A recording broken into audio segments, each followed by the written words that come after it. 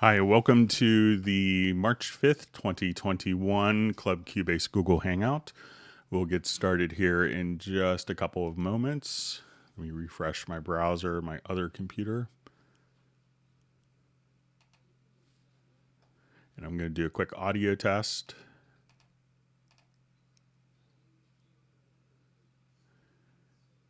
We'll just see where we are with this. Hi, welcome to the March 5th. Okay, so that's coming through clearly on my end. All right, so my name is Greg Undo. I will be the host for the live stream today. If you have not attended a live stream before, how it works is you could submit questions in advance, or you could actually submit, and the questions could be submitted in advance to Club Cubase at steinberg.de. Or you could ask the questions in the live chat field. We're going to let a couple of people get logged in. I may have put the wrong time, so I'm sorry if that added to people's confusions. So we'll just let people get logged in. So again, my name is Greg Undo. I work for Yamaha Corporation of America as basically a product specialist for Steinberg products. So we will, okay, so I see even had the wrong date on my live stream. Sorry about that. So we will go ahead so I'm presenting from Alexandria, Virginia, just outside the Washington, D.C. area in the United States. If you want to, introduce yourself and tell us where you're from, that'd be great. We see some familiar faces, so it's wonderful. And we will get started in just a couple minutes. Some information. I am doing this from home, and my wife is working directly above me, and my son has the afternoon off from school, so I may get interrupted. But I have the Wonder Years on for my son, so hopefully we'll get through the hangout. He'll do some binge watching on the Wonder Years. But I'll apologize for any questions in advance. As you ask questions, the ability to ask the questions often will outweigh my ability to answer them. So it may take me a little while to get to the questions. So as we get to the questions, if we could try to avoid, if you don't see an immediate response to your question, try to just wait a little bit, and we'll try to go through chronologically as much as possible. So we'll try that. And also, when you ask questions, we could, if you could maybe specify which version of Cubase, if you're running Cubase 11 Pro on Mac, or Cubase 11 or Cubase 10 Elements on PC, stuff like that, that would be helpful information as well. So, all right, and we'll get some people get logged in. So let's go ahead and see who is on the live stream. I see we have fewer people, probably because I put the wrong date by mistake. But hopefully people get kind of notified. But so we see Michael Pierce on the Hangout. We see Sir Robert from Atlanta. Great to see you. Always a loyal attendee. We have Jazz Dude from Heidelberg. We have Robbie Bowling from Dallas. We have Stefan from Sweden. We have Trance 2020 from Berkshire. All right. We have Captenergy Music from, I believe he's outside of Harrisburg in Pennsylvania. All right. So we have Trond from Norway. We have Sal from Tampa. Great to see you. We have Keith Hirsch, Yamaha colleague. Great to have you on the Hangout, Keith. All right, so we have Yodam from Israel. We have Trinidad and Tobago, beautiful part of the world. Okay, so we see John Costigan from Kenosha, Wisconsin.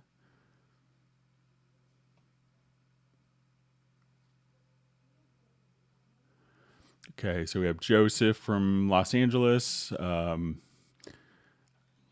All right, so we have Ken from Norway.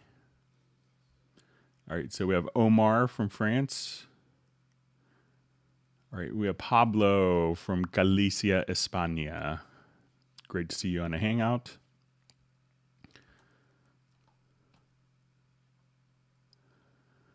Okay, so we have Bruce from Toronto. All right. So we'll get started here in just a couple minutes. All right, so we have Jan from Cubase Index. So if you ever want to search for particular topics that have been covered in previous Hangouts, you could just go to cubaseindex.com. Jan has been incredibly generous at this time to make a web page where you could just actually search for particular topics, and it will take you directly to the YouTube link in a Hangout, so you don't have to read through all of the indexes for, it's probably almost 100 Hangouts we've done in the last year, or live streams rather. Okay, so we see a question about Cubase on an iPad, so we'll get started here in just a couple minutes. We'll let some more people get logged in. Sorry, I had a little error in scheduling, so we probably have fewer people than normal, but we'll go ahead. Maybe we'll actually get through all of the questions today, so that would be great. Okay, so let's go ahead and get started. Okay, so I just see from Georgios, please, no subscription model. Just don't do it, Steinberg. So this week they made an announcement, and this has kind of been in the works for years as a replacement to the licensing system. So, to migrate away from the e-licenser. So I don't know a lot of the details. I know I've gotten some discussion that they were kind of narrowing down between one or two options. There's I see just a lot of conjecture that there's, that this means we're moving to a subscription model. And in the announcement, they specifically said that it's just for licensing and they're not, going to a subscription model. We've heard that loud and clear from our user base. So, if you actually read the actual statement that was posted this week, you could see that it's just going to be just a change in licensing to meet more contemporary workflows, and this would probably mean a different method other than using the USB e-licenser. I don't know when this will happen. This could be months and months away, but they have in the past year had issues with the license servers kind of, going offline, and especially during the Cubase 11 launch, there was, so many license activations that the server kind of kept breaking because of the excitement. So that's kind of, been a catalyst, but it's been kind of a process that's been long-term planning, and it's been in discussions for years of how to do this and how to make it as seamless as possible. So just because we're changing the licensing scheme, and as was indicated, it's just for the licensing mechanism, and it's not doing a subscription model, so we don't have to worry about that. All right, so let's go ahead and we'll just kind of move on. And as I know more information, I'll be kind of happy to share, but I think it's going to be, months away, but they're just kind of letting people know that it's coming to be expected. So, all right. So we have a question. Hey, Greg, is there a way in Cubase to replace a sound like we could do in Pro Tools with Sound Replacer? I'm using Cubase 11, so I'm not familiar with that function. But let's say if I start a brand new project here, I'll just do one to just kind of start off. So if you wanted to replace sounds quite quickly, and this is useful for doing kicks and different stuff like that. So let's say, or I'll just show it in a different example here. So say I'll just do this, and I wanted to go through, my kicks and replace sounds or maybe even sound effects. So this technology was originally kind of developed for Nuendo. I think we had a customer that did a thing where they used kind of the wrong motor engine, for the particular car, like a diesel sound. So let's say if I have these particular effects, so I'll just come here, I'll just drop this. So, and I have the kick going on, and I wanted to replace the kick sound quite easily. I could just come here. So I have the same kick drum that's being used multiple times in the project. So I could come over here to my media bay and I'll just say, let's look for kick samples.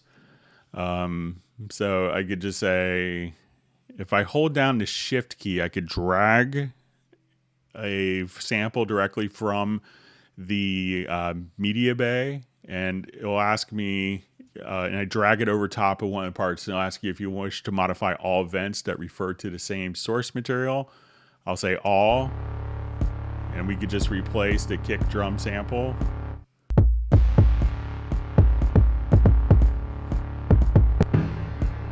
So let's say if I want to replace it with this, even while it's playing, just kind of come right over here, hold down the shift key, drag.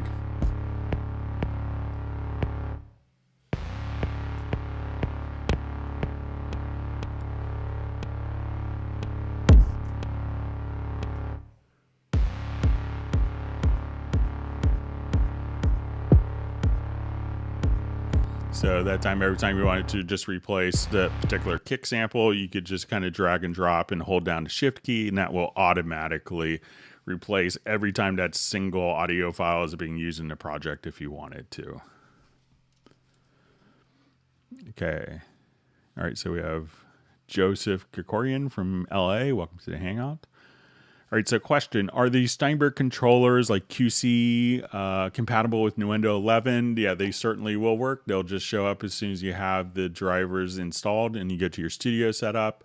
You would see them listed here as your QC controllers, your CMC controllers. So if you have like the pad, the transport, the channel, all of those will just show up and have the same functionality in Cubase and Nuendo. All right. All right, so occasionally as I do this, my chat field will jump on me. I may lose a question or two in the process, so I apologize for that. But sometimes the chat field gets, as I'm updating, will get kind of full and purge itself. Okay.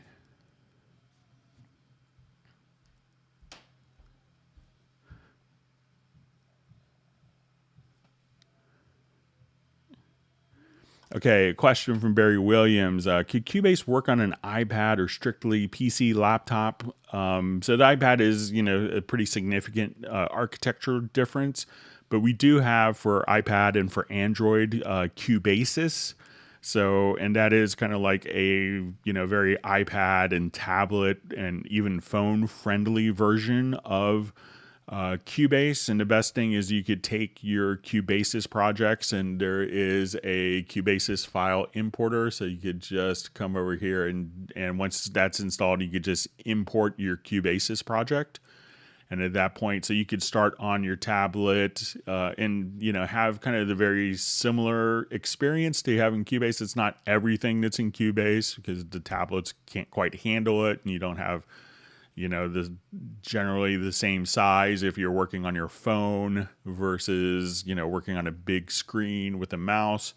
So, but you can use Cubasis for Android and iOS and just simply take, so if you're starting off an idea and you just wanted to be local, it was like you just had that moment of inspiration and you just want to record it on your phone and maybe program a beat, you could do that in Cubasis, and now just simply come right over here and import your Cubasis project. So, okay, so we have Dallas LaRue from Las Vegas. Thanks for joining our Hangout. All right, so we have Tim Weinheimer from Mission Viejo. Great to see you. And we see Jazz Dude giving kudos to Jan for the Cubase Index website. Always well deserved. All right, so we have Vince Torres from Long Beach, California. So you just see a question, what Cubase is that? 11. So I'm running Cubase 11, but my project sometimes may say, in the title bar, I get this in Hangouts periodically where it may say like a Cubase 10 or Cubase 8.5 project. So, but I'm running Cubase 11.01. Okay, so once again, I've seen the Steinberg tweet. Is it going? So this question, I've seen the Steinberg tweet. Is it going to be monthly subscription in the future? Again, as was mentioned in the statement, we will just have that. It's just for the licensing, and it's not integrating a subscription model. And we see, lots of people, no subscription, no subscription. So we're very cognizant of that, and we've done research on it. So. All right, so we have Uno from Finland. Great to see you.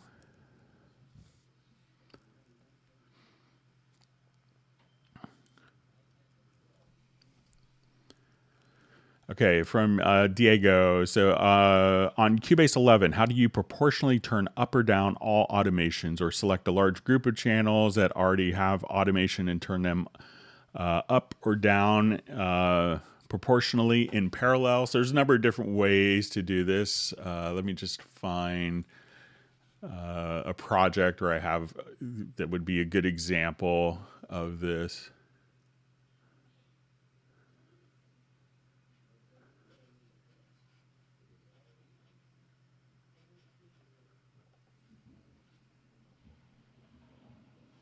Okay, so as let's say we work with this, and we'll have just our drums kind of going on here.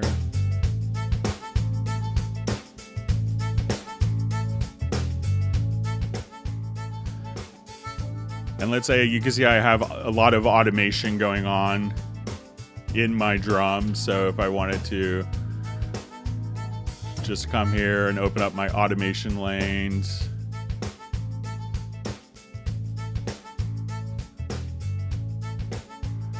So, and then we'll have kind of like, as some tracks are going up, others are going down.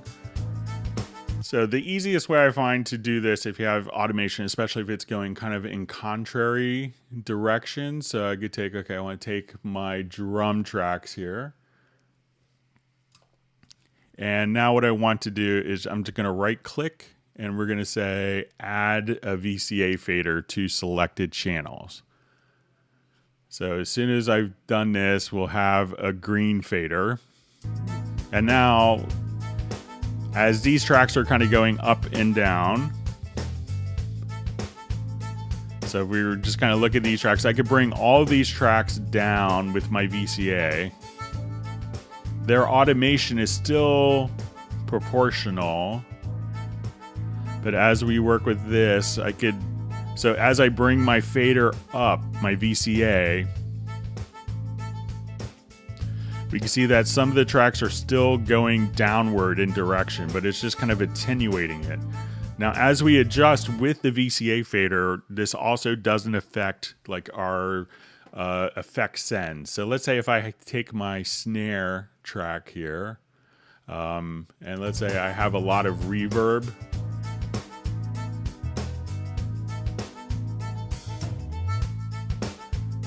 So I'll just come over here and I'll just change the reverb to something a bit more obvious.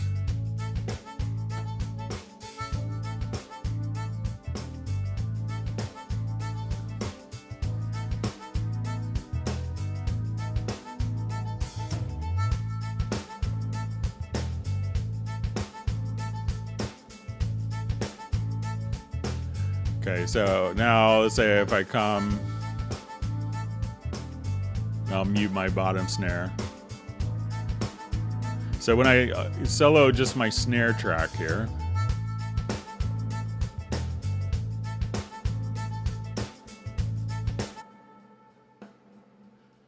so now as I bring this down, a lot of times if you do a group and you adjust the group volumes at this point, it will affect the gain structure going into the reverb. But here it's not affecting the gain that's going into our sends. So we could just do this. And if I wanted to automate this, I could just come right over here. So we have a lot of automation going on, and I'll just automate my VCA and bring everything down. So all my drums, now I want to bring them all up, but still retain the volume. So, and then as soon as we do that, we could, at this point, just combine the automation. So if we wanted to look at, let's just open up one of the tracks here and look at the automation. So as we kind of, we could have this kind of automatically coalesce, but we could just at this point combine the automation of the VCA faders directly, what we've done with the VCA faders, and apply that directly to and kind of create the new automation tracks for you. So the easiest way to do that is just to come right over here and use the VCA fader. One other approach that some people will do is to go into the Project Logical Editor. And as we do the Project Logical Editor, you could do stuff and, okay, I want to transform media type is equal to automation, and how I want to transform it is set it to trim, and I want to multiply by, let's say, 0.99. So now as I do this and I just hit apply, you can see that the automation and all the tracks can just be decreased. Or I could say, let's multiply it by 1.01, and you can put in whatever values you want. And now I could keep that proportional automation as well for all the tracks. And you can see the faders kind of moving as we do that. So that's a couple of different approaches. Probably the quickest way is doing, the VCA, especially if you have a lot of intricate automation stuff, or maybe stuff is going down. So.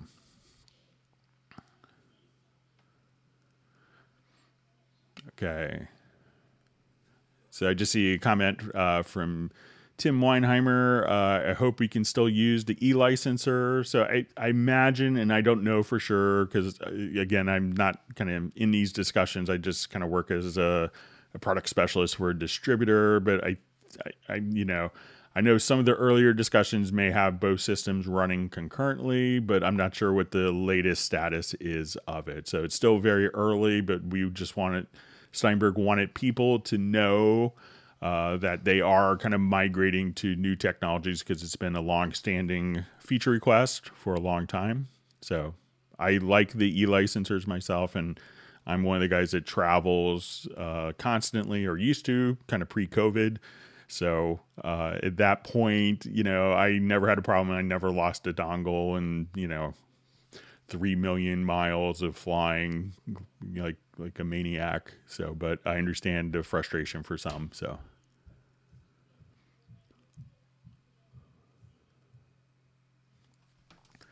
Okay, so a question from Bruce. I'm running Cubase 9 LE on Windows 7, unable to load MIDI chords from other sources into my DAW. Please share tips. So I'm not sure where you're getting chords from. So, if you're, with Cubase 8, I'm not sure if it's in Cubase 9 LE. There is a chord track, and this was introduced in version 7 was the chord track. So you could have your chords here, and you could have, the MIDI and audio follow based upon the defined chords. For a lot of programs that don't have a chord track functionality, I've seen programs and plugins that offer this type of workflow. So, but a lot of them may not actually be able to import as a chord track, or so I'm not sure what the standard. I don't think that there is a standard for taking chords from another program and importing it, but anything that has MIDI data on it.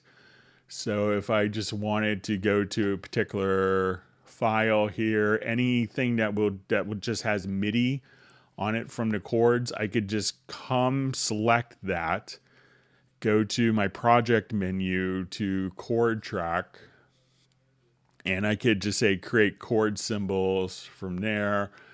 And so as soon as we do this, our chords have automatically been extracted from the MIDI information, but chords aren't carried over in a standard MIDI file.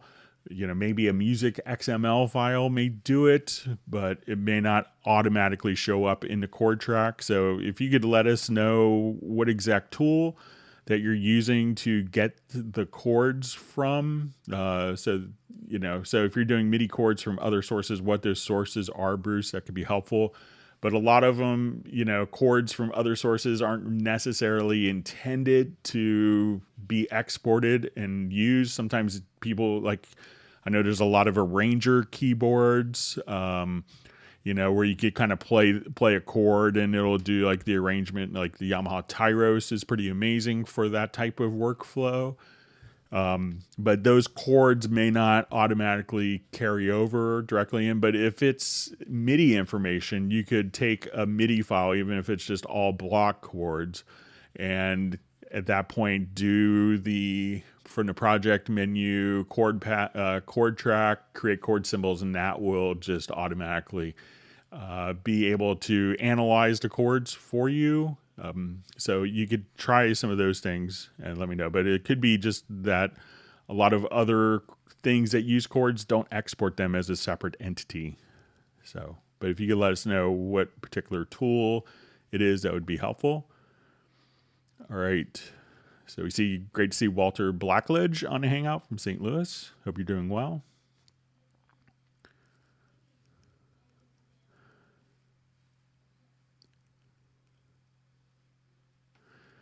Okay, question from Dallas LaRue. Does the EQ's pre-gain on the strip channels, low cut and high cut filters go before the inserts? Is that a big difference in the strip channels EQ after the inserts? Can they be used together? So if we have our audio, let's say when we come to the audio, like the edit channel settings, so we could have our EQ here within the channel strip.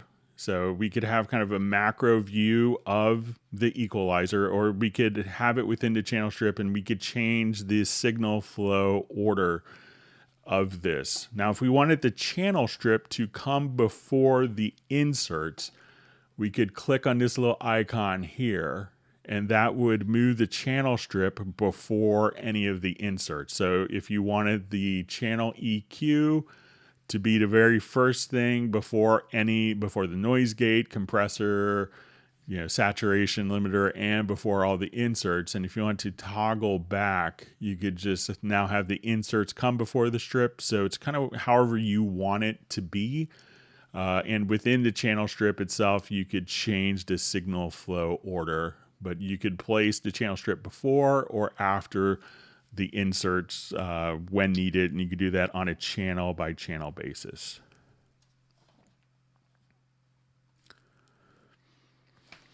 Okay, so we see, all right, my chat field just jumped on me.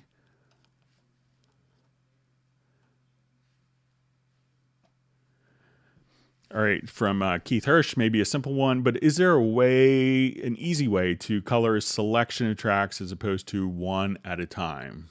Okay, so let's say I wanted to come here and I'm going to add a number of different audio tracks. So let's say we'll do 19 audio tracks here. And I just wanted to colorize. So I could just select multiple tracks. And at this point, I could, choose the color tool and, just choose the color right there. So whatever tracks are selected. So if I want, every other one, I could just hold down the Control or Command key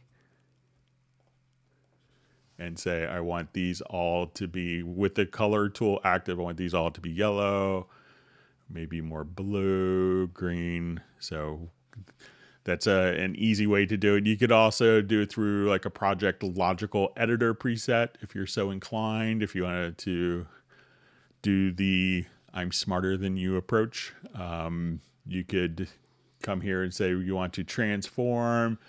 And you can say media type is, container type is equal to track. And we want to action target. We could choose set to color, and we'll say to fixed value. So I wanted to take all the tracks and make them all yellow, or I could say take selected tracks. So like I say, we're going to take property is set to event is selected. So now I could come over here and we'll say, okay, if the events are selected, make it this particular color. And we can see that the selected tracks have changed. But, you know, the easiest way is just to select it, enable the color tool, which you could do right from there, and choose your color accordingly.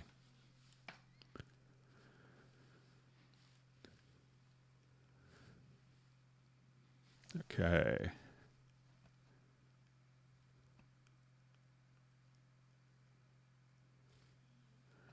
Okay, good to see Ben Shirley on a Hangout. Just a nice comment. I have to work on a project today. I always watch this after the event. Just want to say a giant thank you to Greg for always being available. Have a great day, everyone.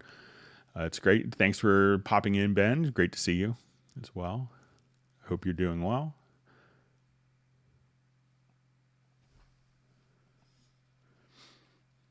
All right, so good to see Matthew Elliston from London. Again, thanks for joining us.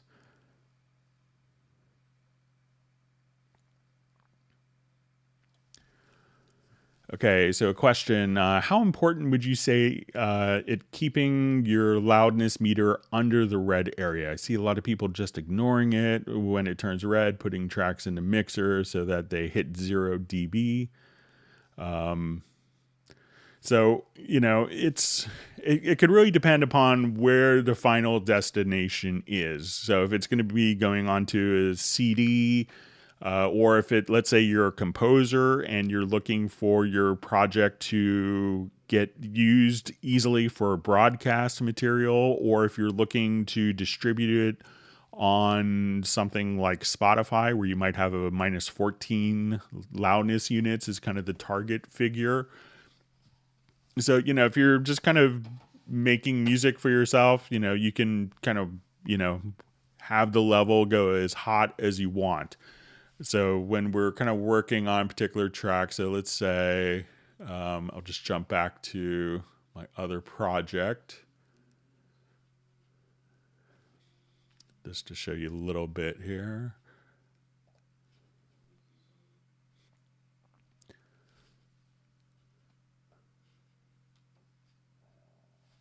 And I'll just revert this quickly because I probably destroyed it with my VCA.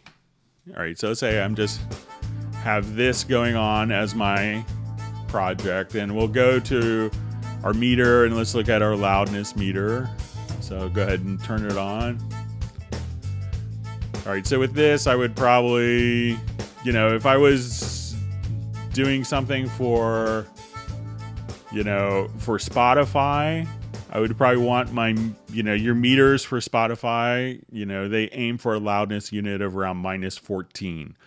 If you're a composer or you're doing post-production, you probably want the meters to be around -23. So if you're a composer and you're trying to, you know, if you go beyond that, they're going to end up compressing your music.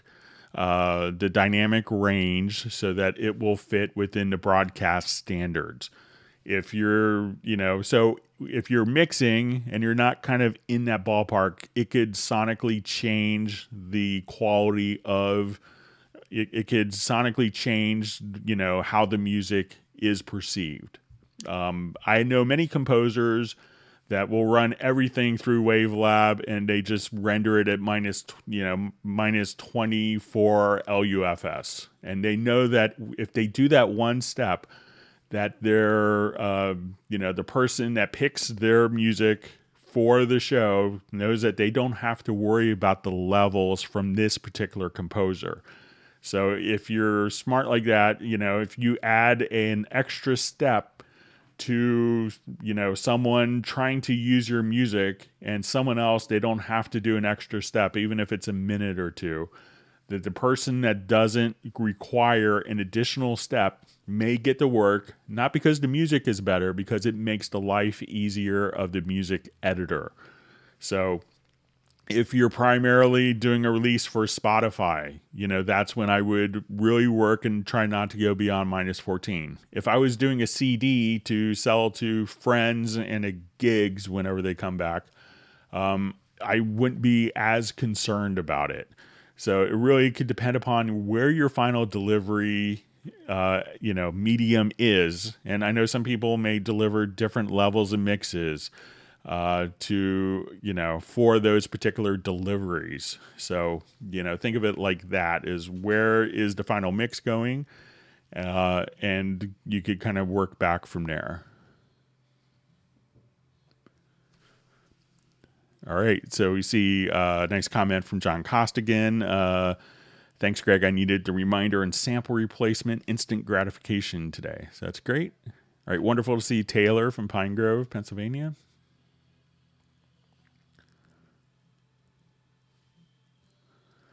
Okay, so we see a question from Thomas Petroff Jr. I'm getting a lot of crashes. Got a crash yesterday changing the size of the timeline.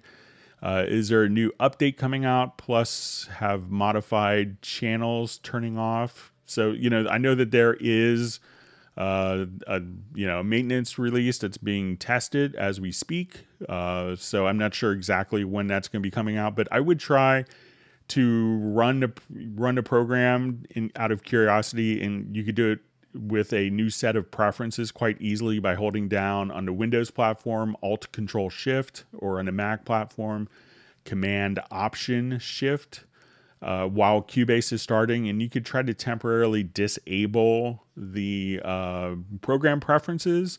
So I would try that first. I don't think, if I, resize, changing the size of the timeline for me hasn't caused any, issues for crashing or anything on me. So maybe something that's symptomatic of your system, or, the display drivers. So I would try, the first thing is see if you get the same results if you try it with fresh preferences as well. Often, like, resetting preferences could solve some different things like that.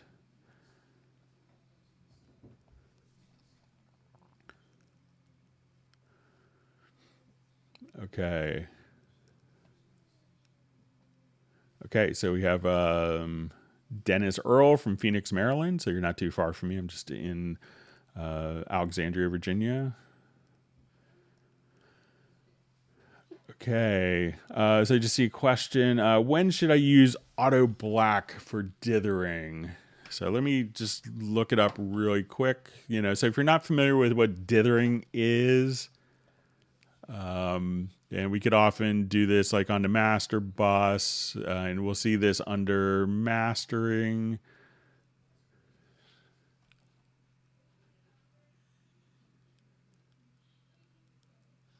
Okay, so we have the UV22HR. Let me just refresh my memory. Sorry, I have to do this. Switch computers.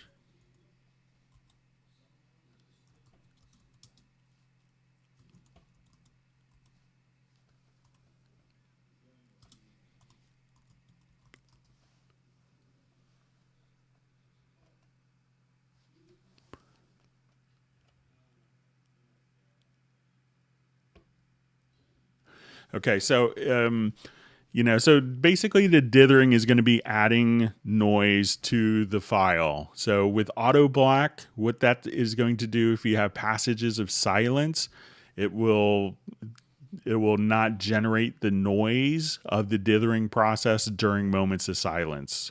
So if you have material, maybe like a classical piece that has lots of pauses and rests,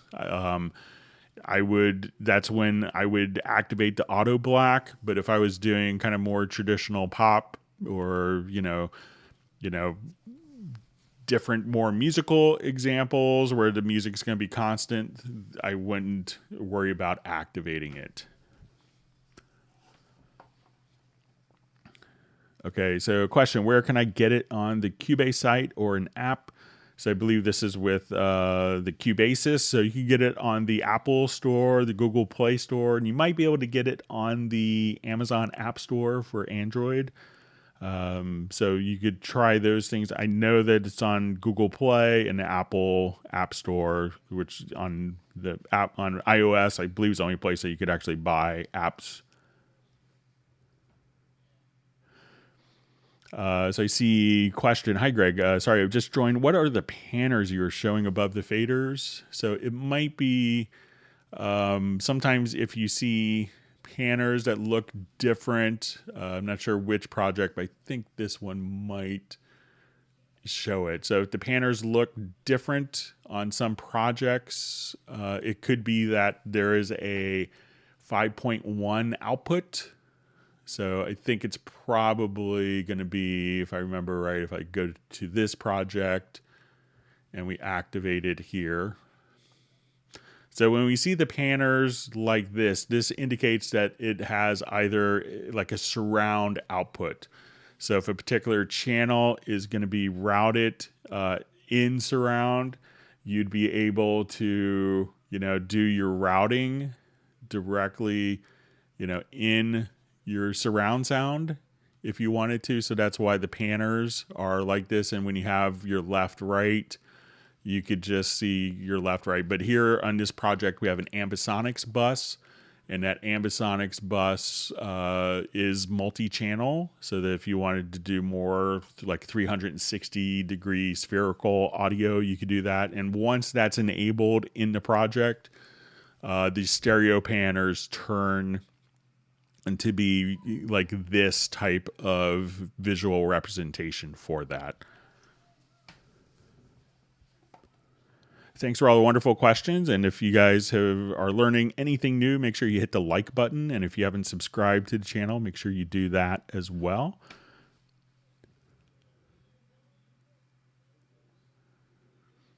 All right, great to see Neurotic Nexus back on a Hangout. We missed you the last couple weeks.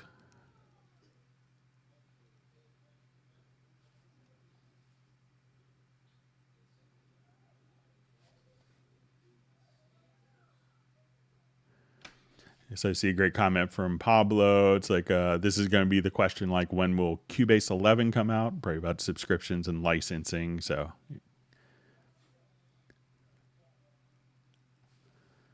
all right. So I see Barry Williams who asked about the app version of Cubase. Says, I'm looking at Cubasis now and still listening to you. Thanks. That's great.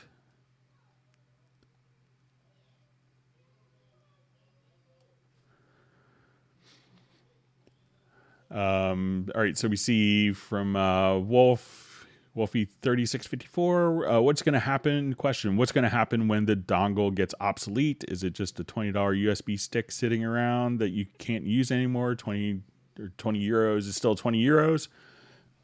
So I'm sure that if there is a new licensing system that your license is permanently stored on there. So I don't know the details yet, but I think you'll be able to use it. And still, I believe, and I'm speculating only, that as we do this, that it might be running in parallel. That's what I would expect. To a new system in parallel where you could keep your e-licenser, but I'm just purely speculating.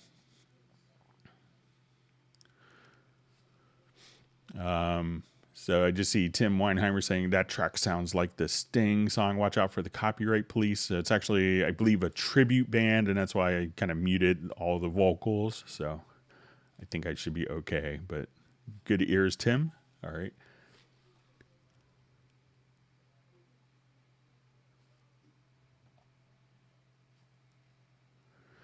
All right, so question. Is there a way to import a number of synth presets, not having to choose them one by one? I was expecting to find them in the media bay, but the extensions like .vital are not recognized.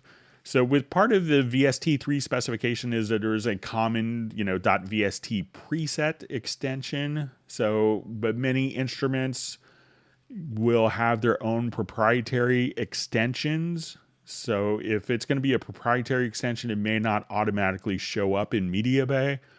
What I've seen some people do, if their instrument sounds aren't showing up in Media Bay, and some of these people will have like assistants, but is they will just kind of come over here and they load up the instrument and they save it as a track preset. And then any of the track presets will just, show up wherever, so you could have your track presets for instruments and they could all show up kind of wherever you want on your system. But if it's kind of a unique proprietary, preset format for an instrument, Media Bay may not catch it. And that's kind of why we have for all VST3 plugins kind of unified presets to, make that more accessible kind of globally. So everything integrates to a high level. And not every plugin developer is thinking that they're making plugins solely for Steinberg users. So they may have their own proprietary architecture for presets. So if that's the case, we can't really do too much about it.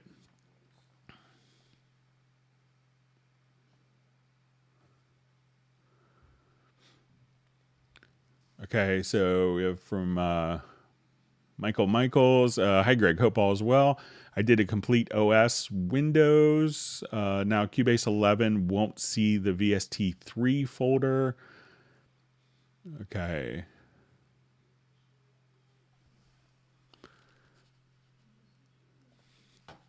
Okay, so generally, the VST3s, let's go ahead and just take a look at our plugin. I don't have a lot of third-party stuff. So, but a lot of times, depending on your operating system, and I can't really, I'm running on Mac, so I can't really show the Windows 10 location, but, make sure that I would check to see if maybe someone else, I haven't run into any problems, but if it's not seeing the VST3 folder,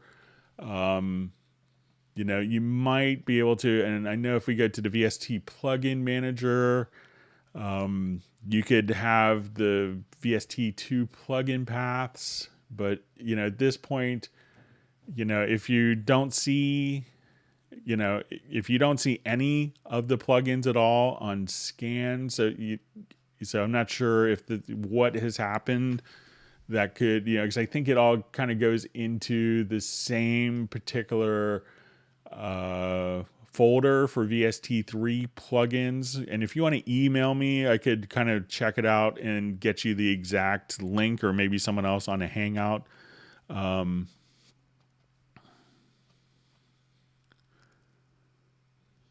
So, and I see Jazz Dude kind of checking in, saying that it's, it is in a fixed position. So maybe if it got moved, or, you could check that. But if you want to email me, I could get the exact location and maybe someone else could help.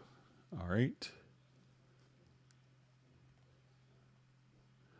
Okay, a question from Pablo. Is I can avoid that every time I create a new project, Cubase assigns me the main outputs and outputs if I'm using the control room. So the control room is, so it will just kind of, yeah, so the main outputs here. So when we go to your control room, and this seems a bit counterintuitive, I realize, and it's, stumped me initially. But if we have kind of your outputs here, we still have the outputs, and Cubase is still routing everything through these outputs. But these outputs and the routing assignments, those are all still kind of, we need an output defined. But what we're going to do is just have the, instead of the audio going out to the physical interface, we're going to have the control room output from the interface directly to like the monitoring system, the audio monitoring system. So you still have the outputs and the naming conventions all there. So I think that's kind of working as intended, but it could be confusing. So you don't necessarily choose to route it to the control room. The control room is just kind of pushing through whatever the main output is from that's defined in the outputs. I hope that makes sense. All right. But if not, just let me know.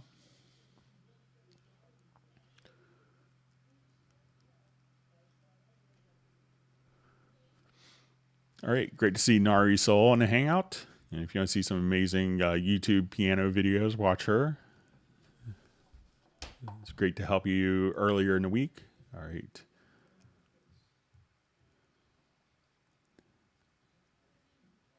All right, and Jazz Dude is here's the path. So it's just going to be C program file / common file / VST3. So make sure that you have all the VST3 plugins in that folder. Thank you, Jazz Dude. I knew you'd be one to help quickly, and so appreciate it. All right, I'm going to tell my watch that I'm not going to get up for an hour or so.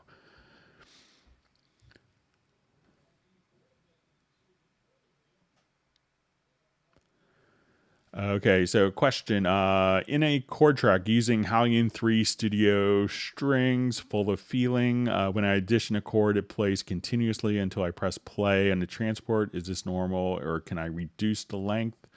So it could be that, particular instruments may just kind of not, some will just kind of die naturally, but let's go ahead and take a look.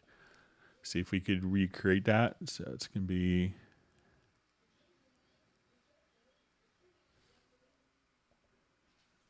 I'm going to try Hallian Sonic 3. Let me just see if it's... I'll try Hallian Sonic 3, see if I can find the patch.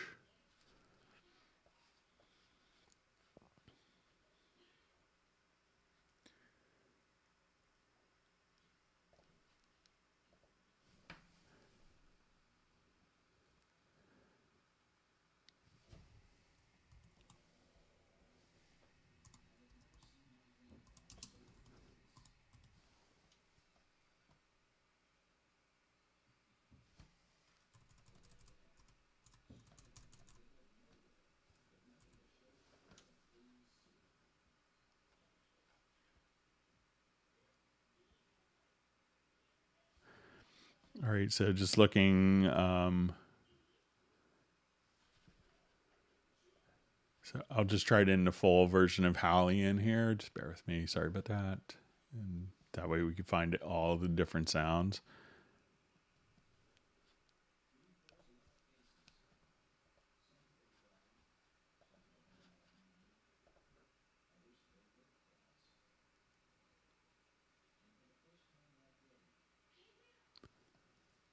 All right, just get this loaded.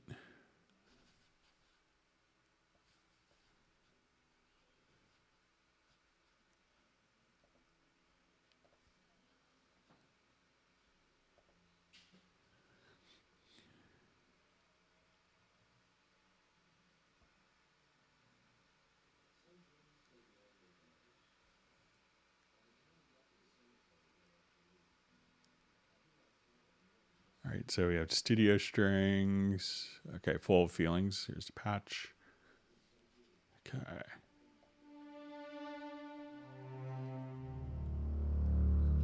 Nice patch. All right, so let's go ahead and try a chord track with that.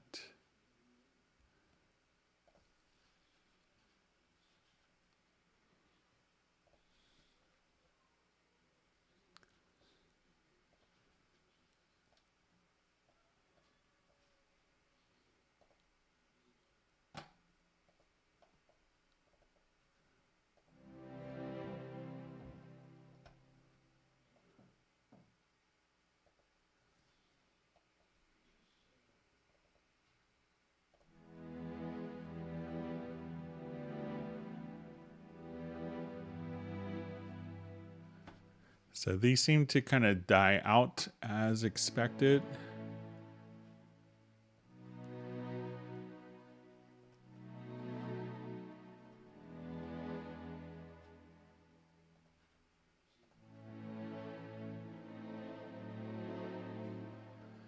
So those don't seem to continue to play, but I would check just to, if by any chance you have a sustain pedal, maybe that's, in its down state. I would try that, but it seems to kind of work as expected and doesn't sustain forever for me, Keith. But let me know if I did something differently than you.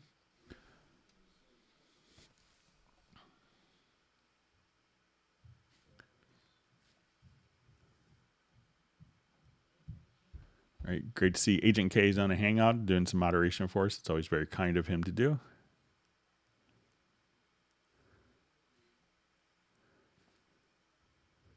Okay, so I see a question. I need a software for a Kai Play Mini.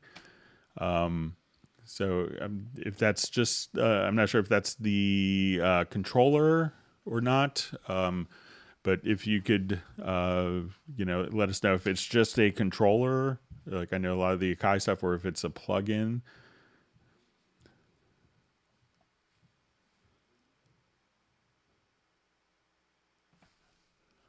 Okay, just going through, reading through a couple things. Thanks for all of the great questions. And if you haven't subscribed to the Cubase channel, make sure you do that as well.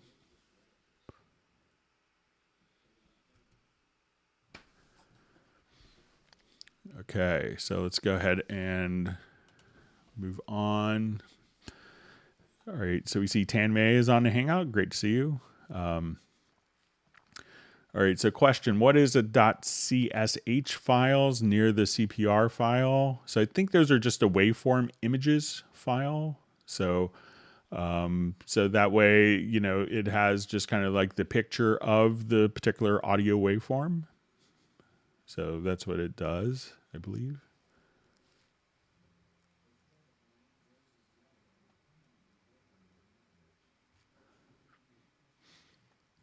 So just a question from Meta. I was going to upgrade from Elements until I found out you don't use the you don't get to use Cubase right away. You have to wait for a USB dongle. So yeah, all you have to do is just you can get it at many different stores. I know a lot of people will go in the United States. I'm not sure where you reside, but in the United States, many people just get it from Amazon next day or go to like a local store. Sweetwater also ships it out, but many music stores carry it, like Guitar Center, and Sam Ash stores in the US, but dealers do carry it as well. All right. So say the next question,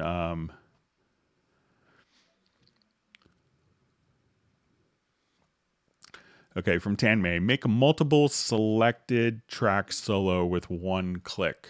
Okay, so let's say, so I'll just solo those particular tracks, and I'll do it in it has maybe a number of different tracks on it. So say if I just I'll hold down my controller command key to select my different tracks, and then I just hit S on the keyboard as soon as I activate the project. That would help.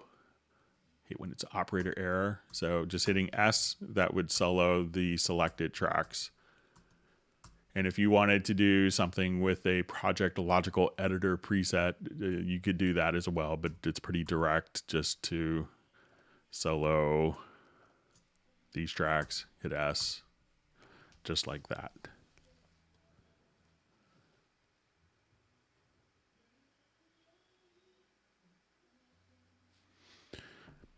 Okay, question, how to record all MIDI parts into one track MIDI data. So if you wanted to record like multiple MIDI channels, like 16 MIDI channels into one particular track, which is all you could do from a particular port, how MIDI is designed to work. So if I wanted to go to, let's say, an instrument track, when we go to set particular instruments here, we have channels. So we have channels 1 through 16 as per the MIDI specification, but Cubase also has one that's a MIDI channel any.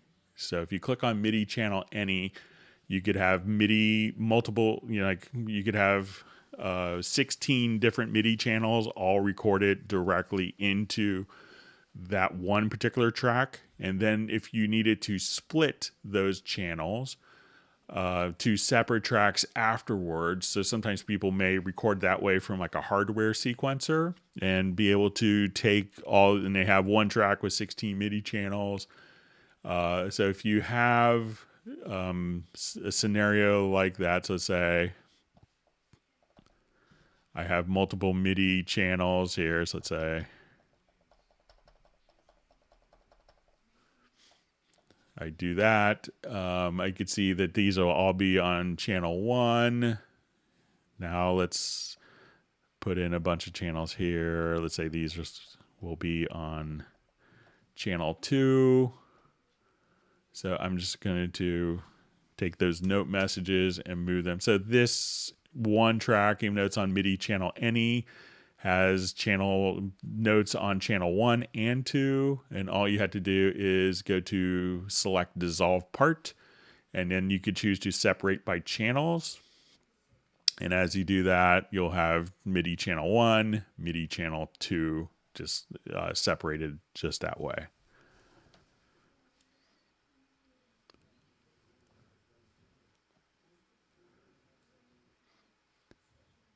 Okay, so we have a question: how to get negative time, like -1 bar, -2 bar, etc.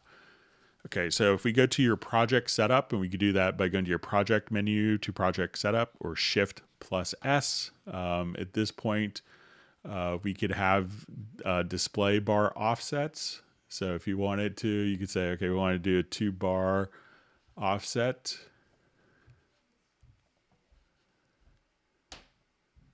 And as we start here, you could have -1, a 0 bar, and then just starting right on bar 1. So again, you could just go to your project setup and you'll see display bar offset, and you can set that to 2. If I set it to 3, we could just come right over here. So we have a -2, a -1. So that's how you could do it.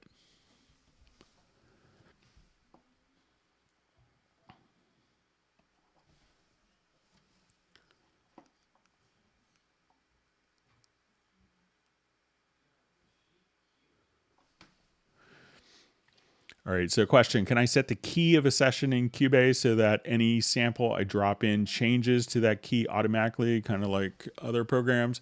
So you could set a global key. So if you come here, you could go to the chord track and set your key.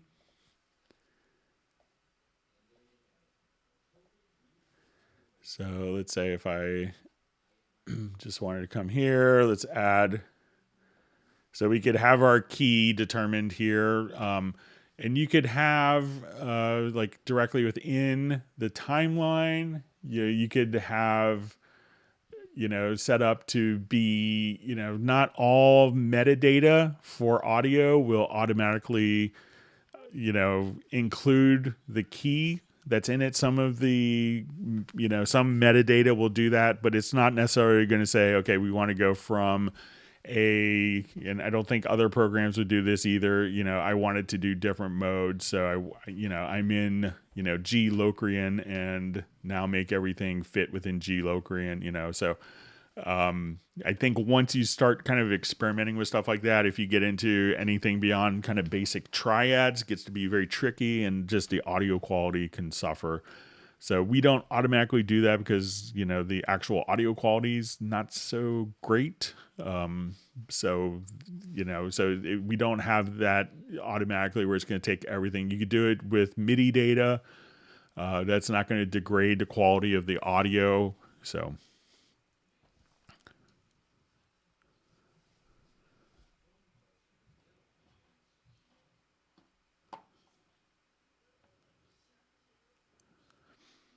Okay, so we have a question from Black Fractal. Hi, Greg. I have a question regarding exporting audio mixdown. It seems that the audio exported in Wave at correct sample bitrate sounds slightly different than the same as it is in Cubase. For example, stereo imaging, not completely the same, little less punch in low end, crispier in high end, etc. Why does that happen?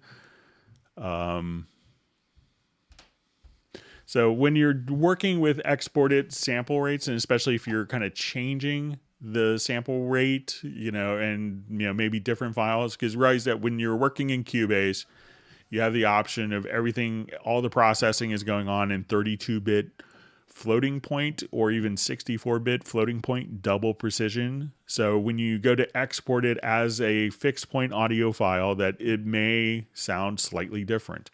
One thing that really makes a big difference with people is, often when they listen to it in a different environment, that they, they could find deficiencies of maybe a room. But if you're listening to it in the same environment, make sure that your master fader is, we see a lot of people who don't utilize the control room functionality.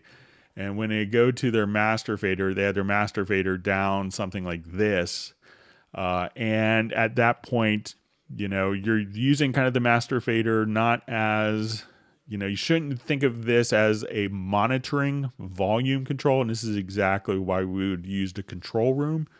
But we use this, and this affects the gain structure. So if you bring this down, that's going to affect the quality of the audio, because instead of it, exporting at around minus, at 0 dB, you're actually telling it to truncate down. Now, if you're doing, from different sample rates, like, 48K to 44.1, this is when you would want to utilize something like the UV22, because this will maintain kind of the sonic integrity when you go between different sample rates and bit depths between files, so that it adds that dithering. So a lot of those little things can make a big difference, but I see a lot of people complain about level discrepancies, and it sounds great in Cubase, and I export it, and their master fader is down like 12 dB. And it's like, and that makes a difference in the exported audio file. So make sure that you're using dithering, that your gain structure on your master fader is set correctly, and that will solve most of the problems that people run into. And you could try with, put everything at 0 dB, and, just to test this, you could just, generate an audio file like of a sine wave in Cubase. So, and, try it out yourself.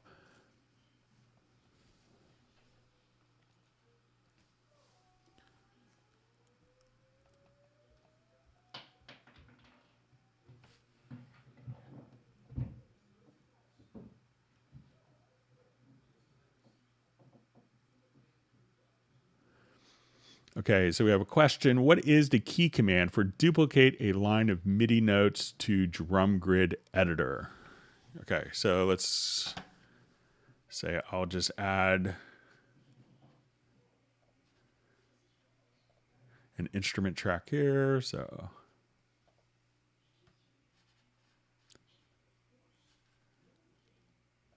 okay, so I'll just put in some MIDI notes here.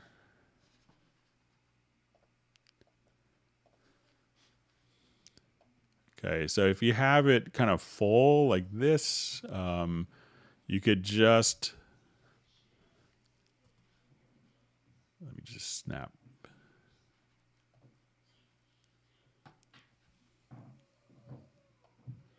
Okay, so let's say I'm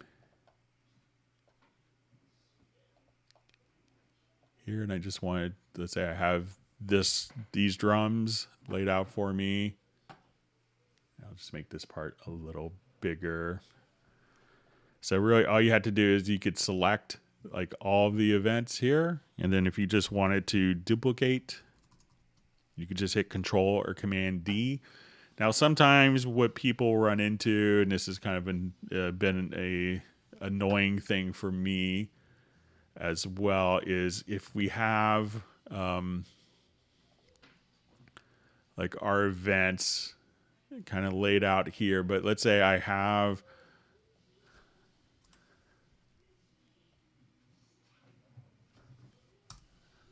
and this isn't necessarily in a drum editor, but you could see how it could work together. So I wanted to duplicate, like this whole range with silence at the beginning and at the end. So as I duplicate the events here, it's going to just place it directly after the other event.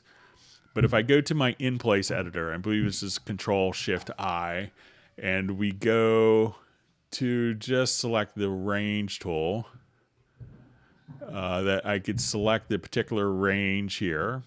And as I do this now, I could duplicate that range, and that would maintain the space at the beginning and end. So you could come over here and just, I'm just going to check this Control-Shift-I, And then you could use the range tool in the project window. But otherwise, just select the events and have, just do the control or command plus D.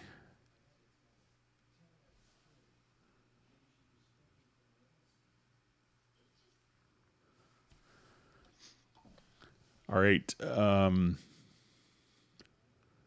Hi, what's the best Cubasis when working on iPad? So I think, pretty much the latest version, the team has been very kind of proactive in updating with new functionality. So I would always just get the latest one. And once you have it, I know in an app store for iPad that you could just simply download the latest versions pretty much all the time. So.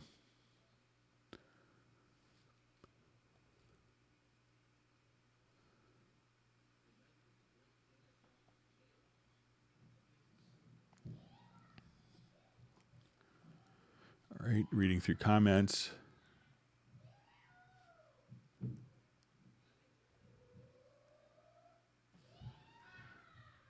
You may hear my son having a little too much fun outside. Sorry about that if it's distracting. It's his Friday. All right.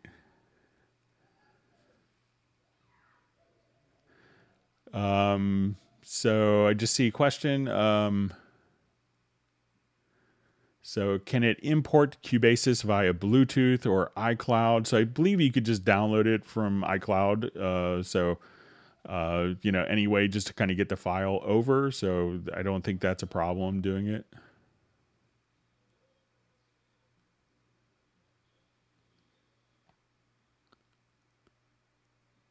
So I see some discussion about Studio One for polyphonic chord detection in Cubase. So that's something that Cubase doesn't offer. So, we may see something coming in the future.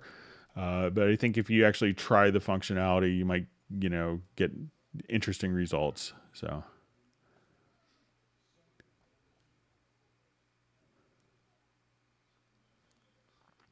So we have a question.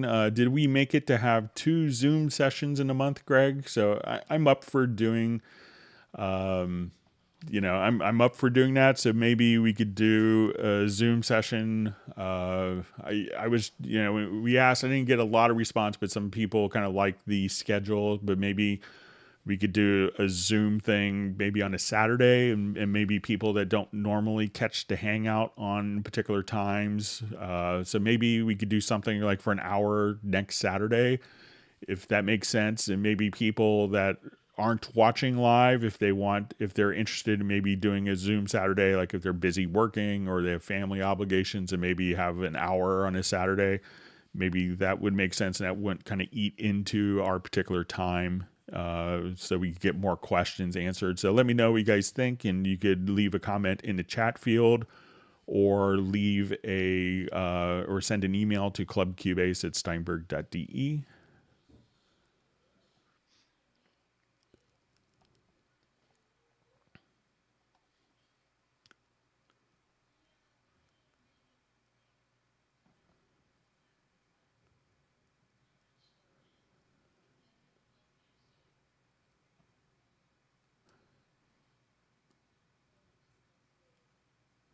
Okay, so just see a question. How does Groove Agent comes in here? So if that's with the Cubasis, there is like a little, I believe that there's a little Groove Agent version. I don't have my iPad near me to confirm, but I'm pretty sure that there's like a little kind of, Groove Agent version for Cubasis as well.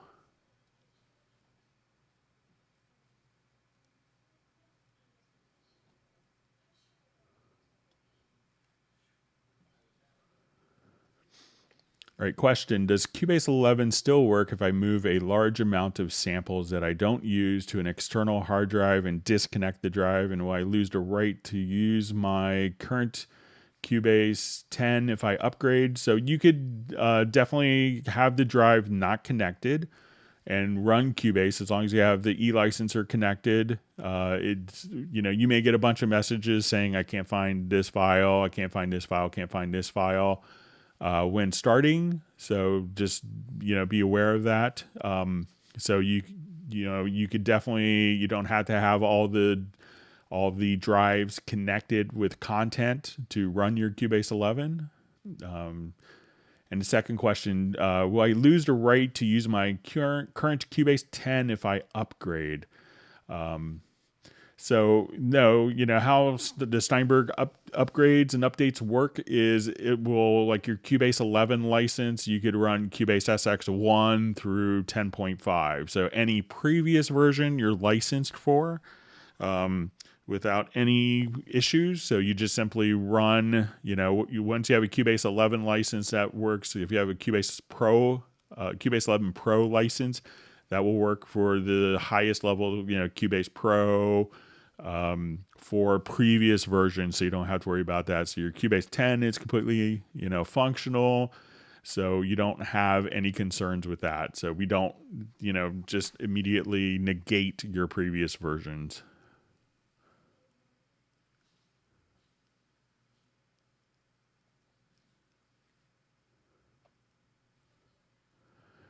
Okay, so I see from Dallas Aru, on my previous question, I was talking about the pre-gain EQs, low and high pass filters.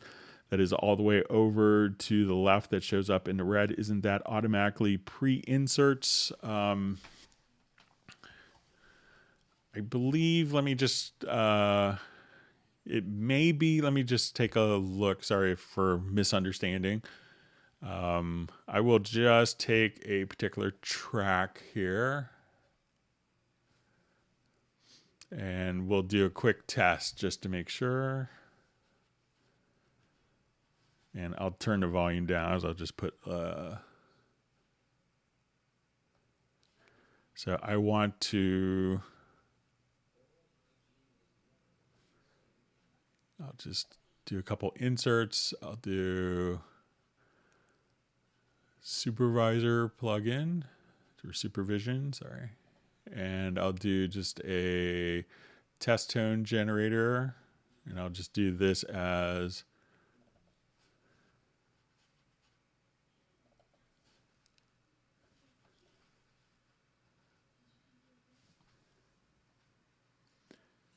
all right. So I'll choose white noise,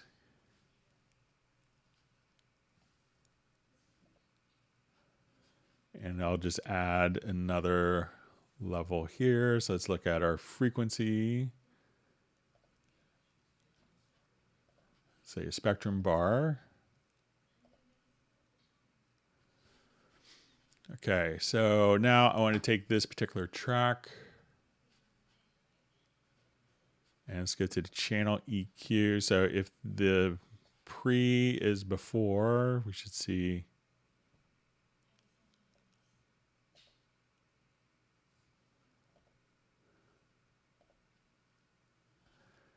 so here we're doing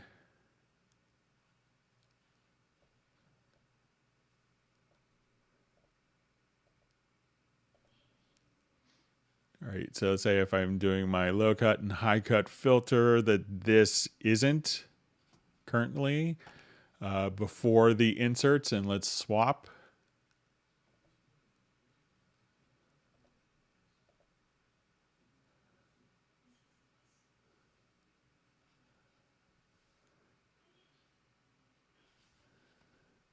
So not seeing, let me just check the EQ now.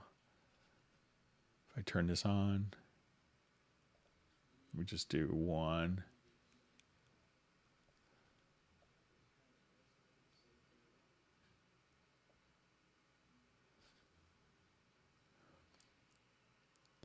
So I think you're right. That, kind of looking at the main signal flow here, that the pre section may come before. Let me just activate it into racks. I was just seeing if we could maybe just see that reflected in this particular channel with the insert, but I believe that it will be before the pre for the high cut, low cut will, looking at the signal flow this way, that will come before the inserts. So sorry for the confusion there.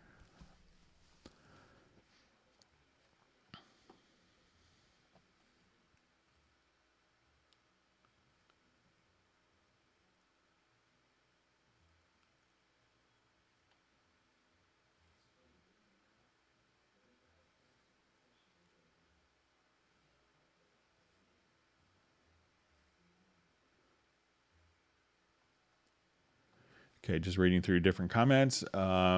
So we have a question. If I go into a master bus compressor and I'm mixing VU level, kick, bass minus 18 dB, I have not another volume. How loud should I go more to track decompressor correctly? So there's no real like total, you know, amount of how much level or how much compression that you need to do. It's going to be kind of different for every single project. Every single song will have different settings. And I think a lot of people sometimes can make the mistake of doing the same thing on every single project where, depending on the other sources, depending on the song, the amount of compression, could be set differently. So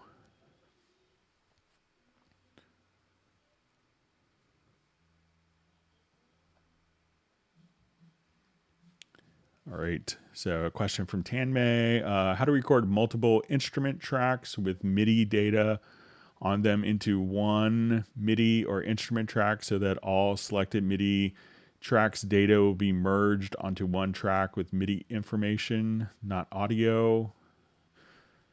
So, each track can hold, can be routed to one, it's going to be set to a common. Let me just open up let me just do an instrument track here quickly. So you could do it for, each track is going to have a unique destination where you could, just see everything kind of laid out for you here. So everything is going to have a unique destination and be going to the same MIDI port. And it's just kind of how the MIDI spec is done. I mean, you could set up multiple instruments and have it in a folder track and be able to record all directly to that. But I'm not sure what the use case is, and maybe Tanmay, you could share what the use case of putting multiple MIDI and instrument tracks onto one track, and why you need to merge it. If you're going out to a hardware sequencer or something like that, that's when people used to do that. But some of those things can, make a difference. But if you could maybe indicate Tanmay what your use case is, that'd be great.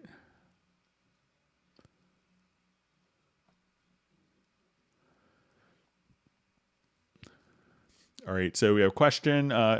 Is there a sound difference between using a preamp plug-in on the record input and inserting it after, except for editing afterwards?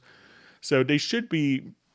The only difference would be, and this could be incredibly minor. So, if you recorded just a test tone through, both systems, it would give you kind of the same end result. Some people could argue that, the warmth sound of, this preamp model is, making the performance better because the singer is reacting to it. So no technical difference. It could be an emotional one. So I don't think that there's really any difference between, printing the effect versus doing it afterwards. Printing the effect is kind of like, we could think of it as one analogy I heard was, once you burn the steak, you can't unburn it. So if there is an error there, you have a lot more flexibility applying it afterwards. But if it's, if you didn't like that particular sound, you could be stuck with it if you print with it versus doing it afterwards. All right. Great to see Gareth on the Hangout.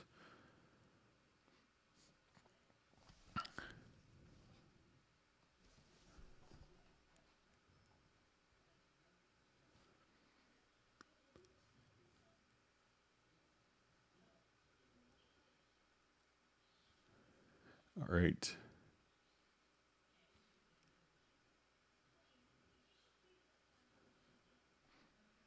All right. And Agent K has also put up the Cubase Nation Discord link. So there's wonderful information there that's compiled by Jazz Dude. So thank you for sharing that, Jazz Dude and Agent K. Okay.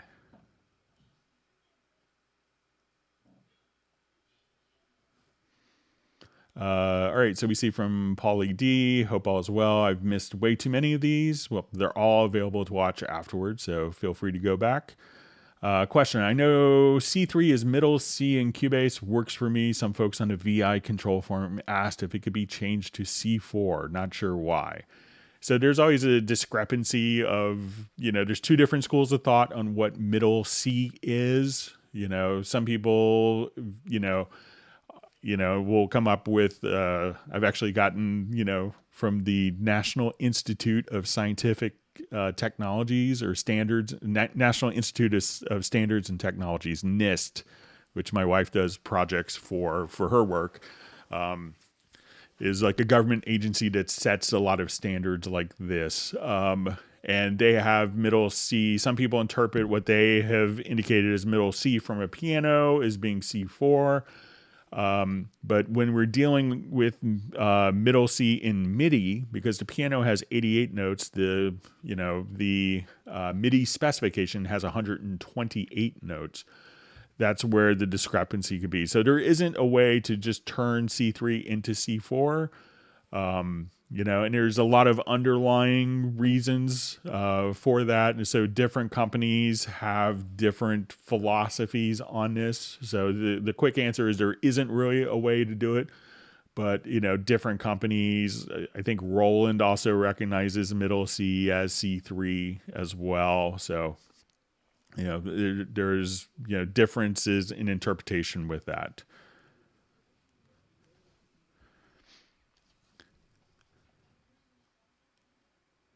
All right, so we see a nice comment from Paulo D. Nari Soul is here. She's amazing. Yeah, her videos are awesome. So, yeah, been helping her with her Cubase. She's a good student. All right, my chat field just kind of jumped on me. Okay.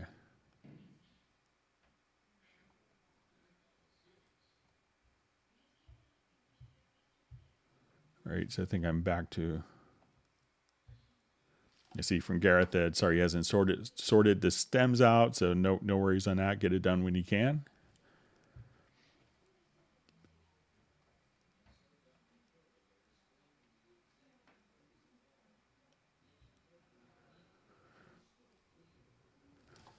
Okay. All right. So from Pablo, like I didn't say, Greg, but when creating a new project, Cubase duplicates the outputs, main outs 1 and 2, and outputs and in control room as well. So Pablo, if you want to send me just a quick screenshot of that at clubcubase@steinberg.de. So I'd be happy to take a quick look at that, but I haven't really kind of seen where it'll do that. And I'm not sure if you have just like a stereo out, but maybe if you try switching it to a particular, maybe if you try to switch it to a particular, like a stereo preset, that might, see if that makes a difference.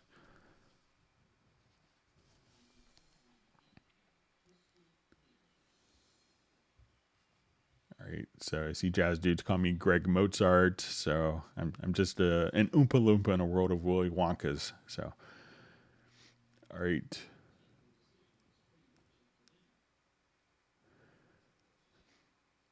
All right.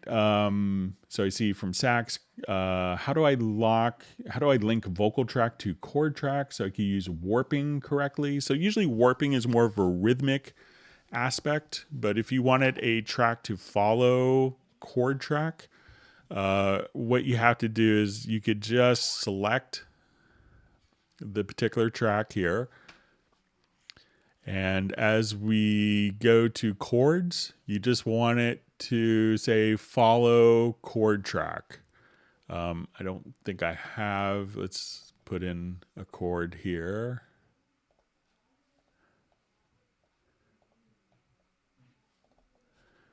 So now we could just say, for this particular track here,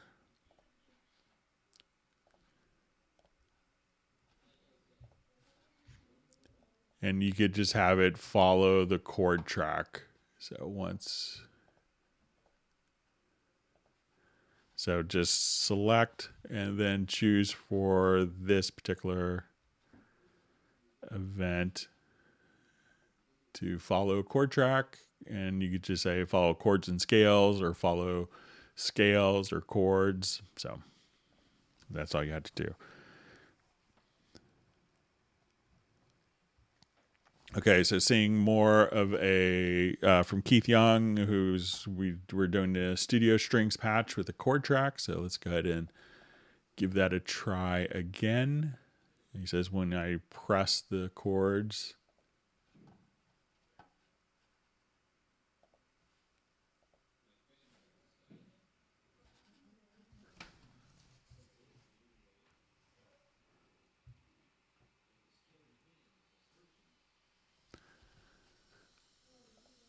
All right, so let's go to the studio strings. All right.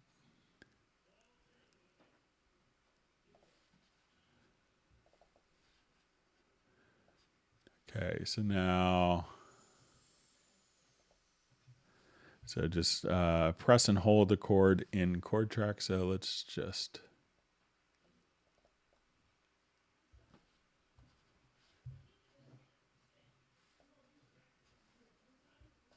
I'll just turn this up, sorry.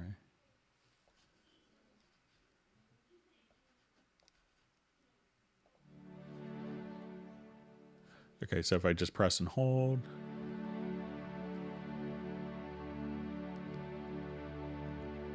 So as soon as I let go of the chord, so when I press, it's playing the chord.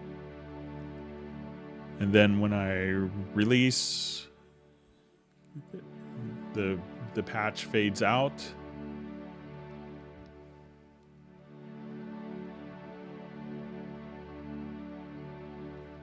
So that kind of,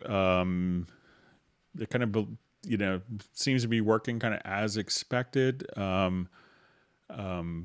So I believe the previous message was I was just kind of holding the chords forever. So if I come and just hold that, but now it will just kind of hold that particular patch. And I think it's just how that particular patch is. If I just held it on my MIDI keys, that it would just sustain until it's released. That's just how the patch is designed. With, it probably just has its own loop points in. So as soon as I release the keys on my keyboard, you can see in the keyboard in the Hallion 6 in the bottom there, and I release now, that the patch stops. So that's kind of how that particular sound is. So let me know if I'm still doing something wrong, Keith.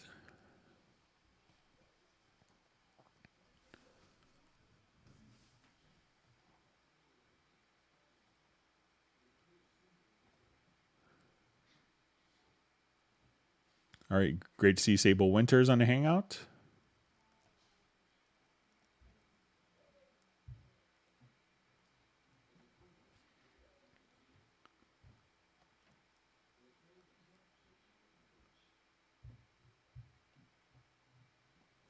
Okay, so I see Pablo figured out the control room. So if you sometimes, have issues with the control room, where it may not allow you to see the same MIDI ports. If you go to the control room, there's this exclusive device ports for monitor channels, and that will allow you to have the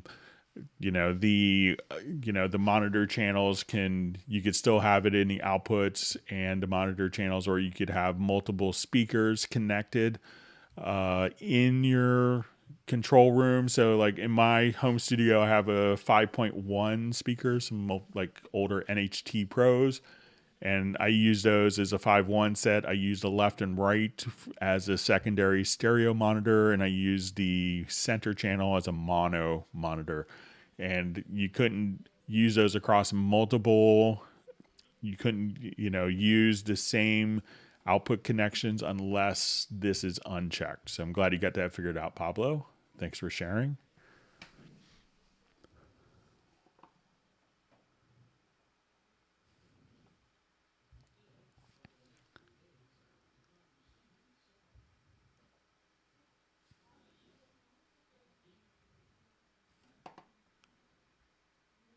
right, reading through different comments. And if you have you learned anything new, make sure you hit the like button and subscribe to the channel if you haven't done that.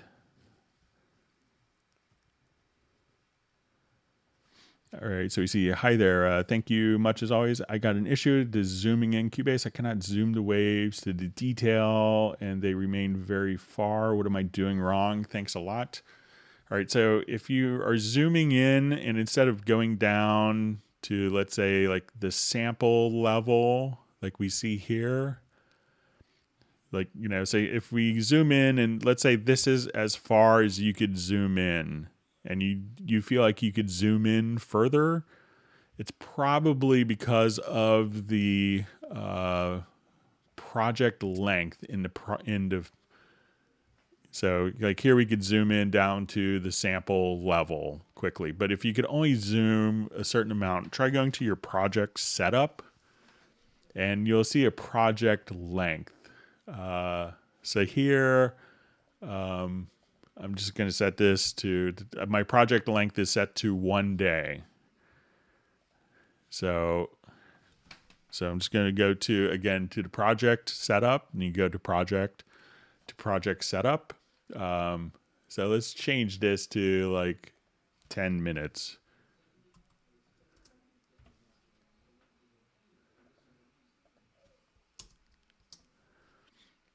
So now when we do this, you could zoom in to kind of a much finer level. So if you can't zoom in on particular areas, it's because, you know, check your project length. I ran into this first. I was working with Eric Johnson's engineer at the time, and he had his project length set for 10 days. So he, you know, he's like, I can't believe I can't zoom in. This is ridiculous, you know. And then at the time we just said, okay, you know, let's check your project length. And, you know, you realize that he may not have needed 10 days for his 4-minute song. So if you can't zoom in to the sample level, just make sure that you have the project length set. And again, that's in the project menu, project setup, and just change the project duration there.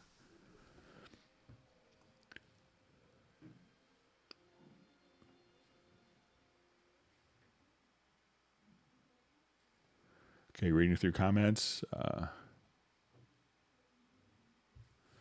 right, we see that Gareth never uses the drum editor, only the MIDI editor. Missing out on so many good things. So, all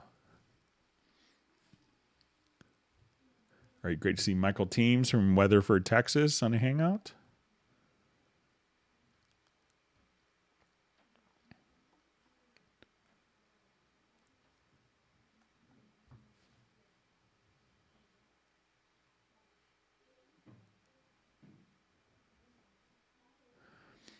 Okay, so I just see from Michael Teams, Greg, having a problem with panning tracks. Everything seems to be on the left side. Can you run through panning setup, please?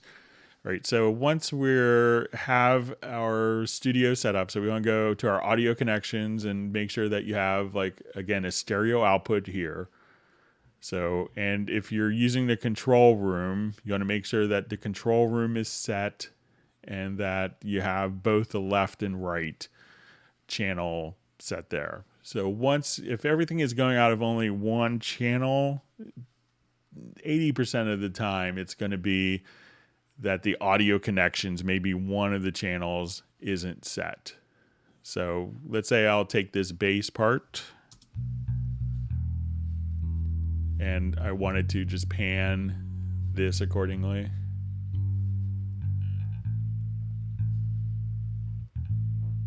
So I can pan it right, pan it left if I have my headphones on right. All right. Now, other times, some people may just have it set to mono in the control room. And you may not get the full panning if you're doing kind of in the down mix options, the down mix presets. So if that's set to mono, you may not hear it there. Also, if you have, you know, everything kind of set up where the master mix console you could just have this, you know, if this is panned accidentally, that could affect it as well. Now, while we're here, Jan had emailed a question today. So, and since he does such a wonderful job with the Cubase index, since we're in this part of the program, he asked for like a one operation to switch the left and right channels. So let's say if I have this going on,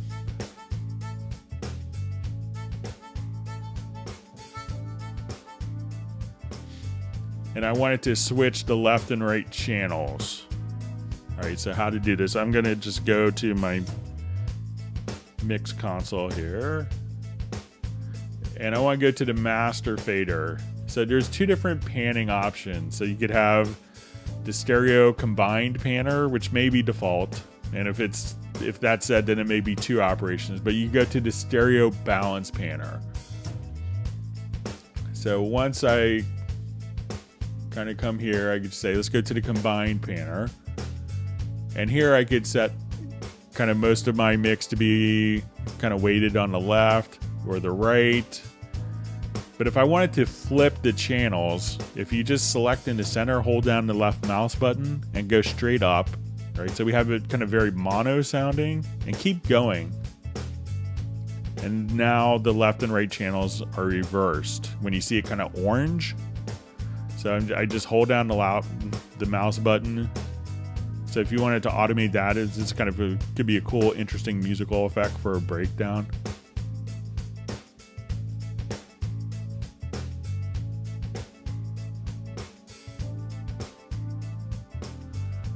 So that's how you could flip kind of with one motion the left and right channels. So give those things a try, Michael, and see if that does a trick for you.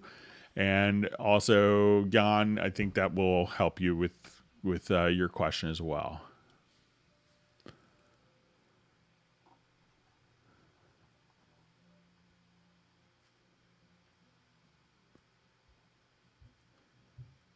Okay, thanks for all the wonderful questions from everyone.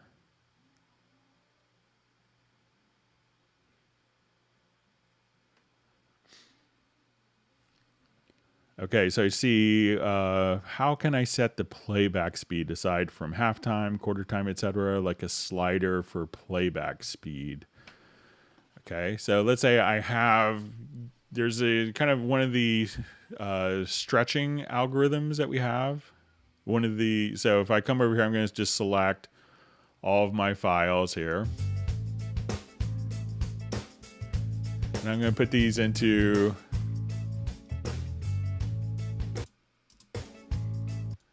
I'll just do it within another project that I won't have to do this as widely.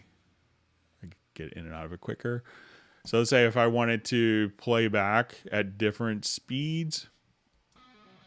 So let's say I'm here. I'm going to have all of these tracks, all these events in musical mode. And then we could actually just kind of switch the playback algorithm here. So if I want it, so now we could put all these into musical mode. And as I just play back the different tempo, I just slow the tempo down.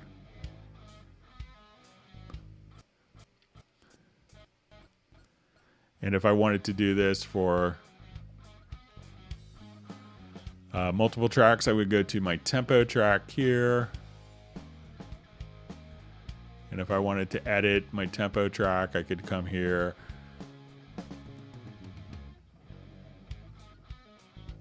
And if you wanted to just grab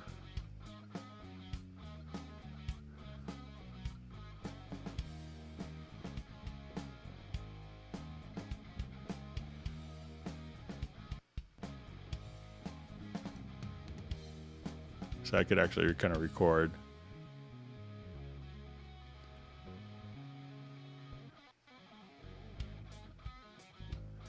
So you could do it kind of within the tempo editor, but once you have tracks in musical mode, whatever tempo you have, it will just automatically, adjust. So And another trick that people will do is kind of using the project logical editor. So let's say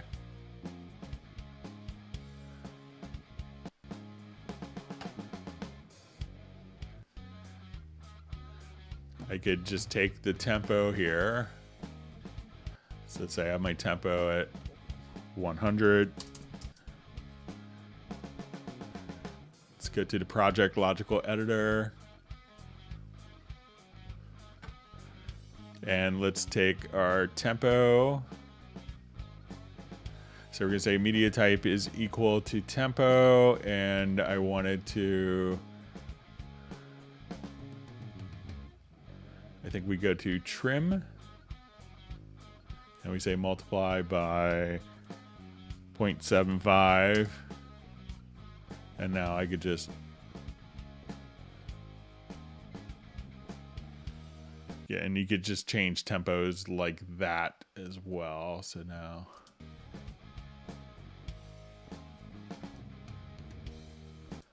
let's see if I got. So those are some different ways that you could just have it play back.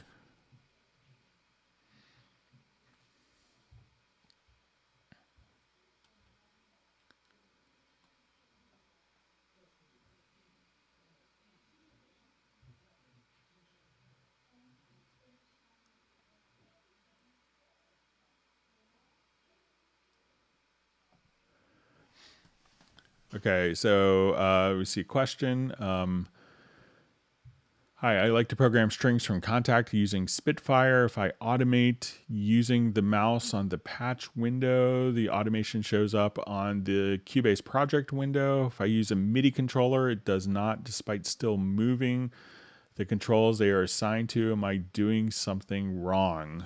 So if you're, it could be that, you know, depending on if you go to your MIDI menu to CC automation setup, it could be that, you know, these are, you could have the controllers assigned to, you know, to output MIDI. You could record MIDI CCs and have the instrument respond to that. You could also, and that's the default state. So if you do that, but if you, I'm just going to reread it. But when you do automation on a particular track, so let's say if I jump here to Groove Agent, let me just go to the instrument, and let's just say I wanted to come over here and automate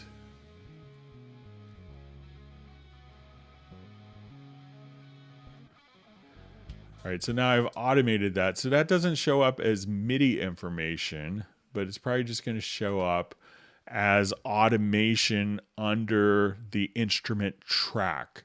So if you record the information from a MIDI controller, that could show up as MIDI data on the track itself, within the MIDI container, if you will. So, you know, like if we have like your string part here, and like, let's say I just now, and I'll just do this for both here.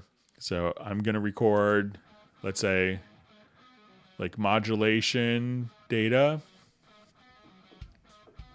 And now when I adjust the parameters on the instrument using the mouse, it's going to control this as automation, but it's going to go into the automation lanes, and my modulation is going to go directly into the MIDI part itself. So now there's the modulation data that I recorded, but when adjusting the knobs on the interface itself, it's going to show up under the instrument track in the automation lanes.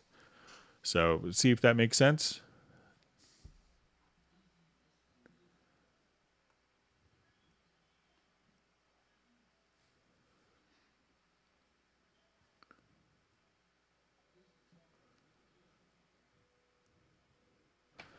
Okay, so question, how do I fix lugging in Cubase 11 when I add plugins at the stereo bus? So as you add the plugins on the stereo bus, you may experience a little hiccup. And what that hiccup is that's recalculating the delay compensation. What some other programs do is will continue to play the plugins out of time until you hit stop and it resets. So what Cubase is doing is it's calculating all the delay compensation as you're adding the effects. So that's kind of why we see that. We know it's kind of annoying. And I think that they're investigating solutions to kind of look at other methods to make that more seamless.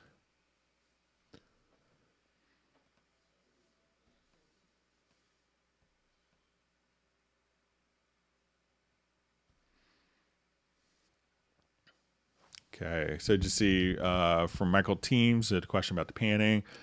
So Gareth K. Music exported the tracks from the session, and when played back on the artist headphones, the music was stereo, but the Vox were only on the left side. In the studio, everything is fine. So it could be that, make sure that if you're doing it for the headphone mix, when people do Q mixes, if that's how you're doing it for the headphone Q mix, make sure that you have, you go to the control room and you could add your Q mixes. And as you add the Q mix, make sure that each of the Q mixes is also in stereo.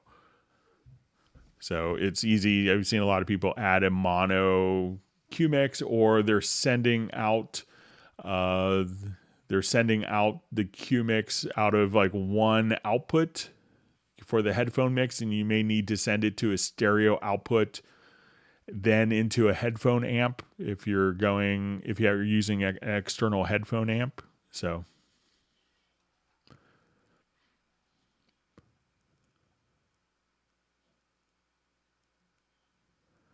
okay, Michael Team wants everyone to whack the like button. So I just see a comment from Jazz Dude. Greg doesn't use Contact, nor does he ever program Spitfire audio violins, but a lot of us Discord users do. So I have a license of Contact on my personal computer, my studio computer, but I don't use it that much. I use mostly Iconica and a lot of the Hallian stuff. So I'm not an expert on it, but I could test stuff out if necessary on my personal computer.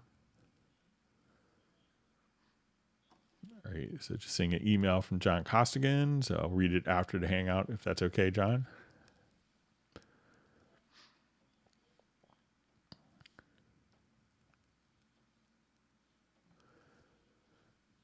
Okay, so I see from Gary Murphy, when using a Zoom H5N, and often when I turn it off, it reverts to the low latency driver. It loses all the I/O buses and all of my tracks. I have to go in every single channel and reactivate them. So what I would do is once you have the H5N connected, I would try to just go to your audio connections. If you have your inputs and outputs set, I would just save it as a preset. So, and those should stick. But, if suddenly you had a number of, physical inputs and outputs defined and then those disappear, that could cause issues like what you're causing, because the program has to try to get it set up to route audio somewhere. So, but try saving a particular preset and see if that makes a difference. Okay, so we're doing well on time. Thank you all for the wonderful questions.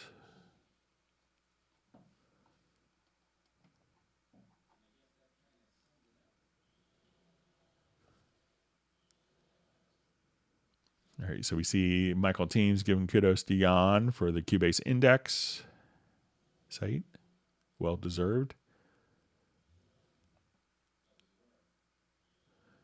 All right, so we see Ian Rushmore joining the Hangout.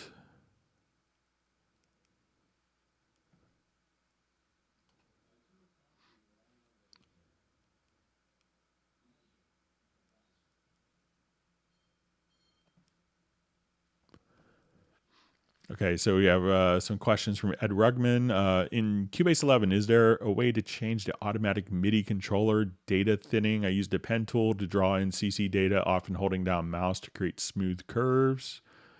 I seem to remember being able to change the automation reduction setting on the automation panel in previous Cubase versions. Since the new CC curves feature in 11, This setting doesn't seem to affect the hand drawn in curves with many smooth points, and the data is getting thinned to hard clumps. Quantize is off, etc. So I'm sorry, my timeline just jumped in the middle of that. Let me just scroll back up. Okay, sorry about that.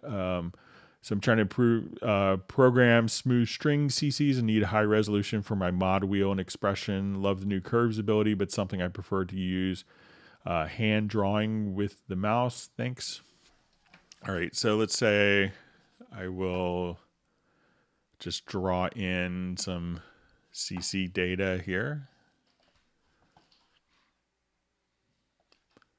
Okay, so a lot of times, people will, as they're working, so let's say we have CC data here. I'll just enter this in. So many times, this is, improved pretty dramatically from previous versions, because if I have, let's say we have this point, down here,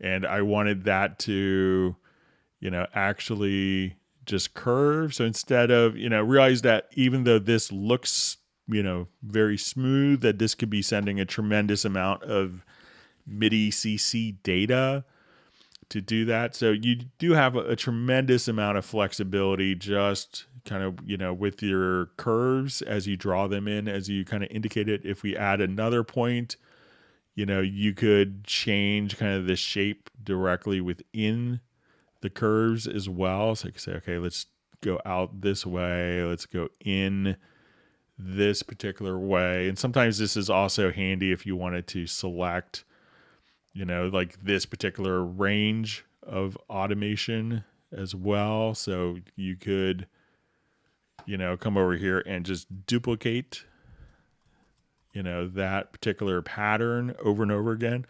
But let's take a look at like thinning out the CC data if you need to. So I'm just going to reread it again. So, and this could also, I think if we chose to do this as in the automation window,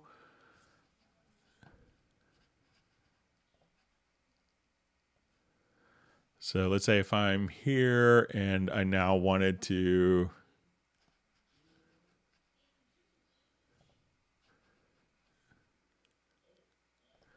so let's say I wanted to look at my modulation.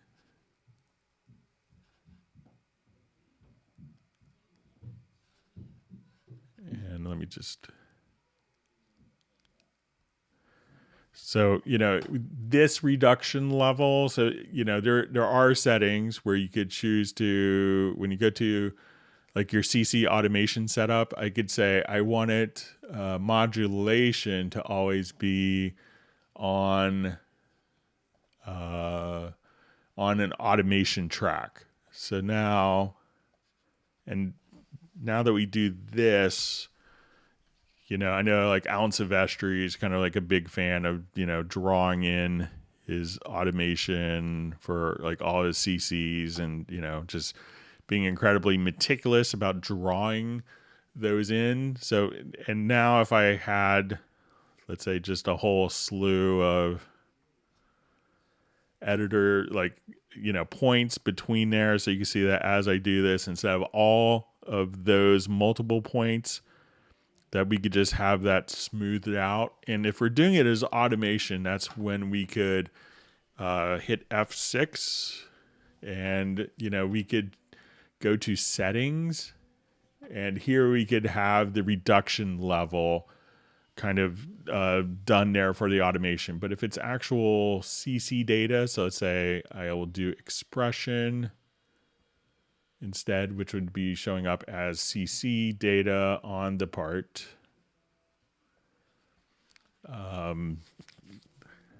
Let's see if there's a way to,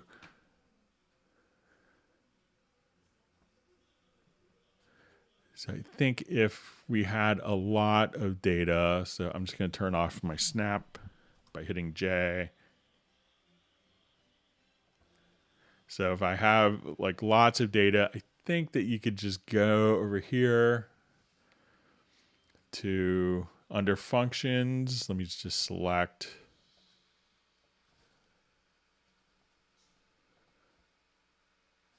and choose thin out data. And you can see that that has, thinned out some of the data between there. So let's say, so maybe try the functions to thin out data and see if that does the trick for you. I'm just going to reread just to make sure I didn't totally miss everything you said.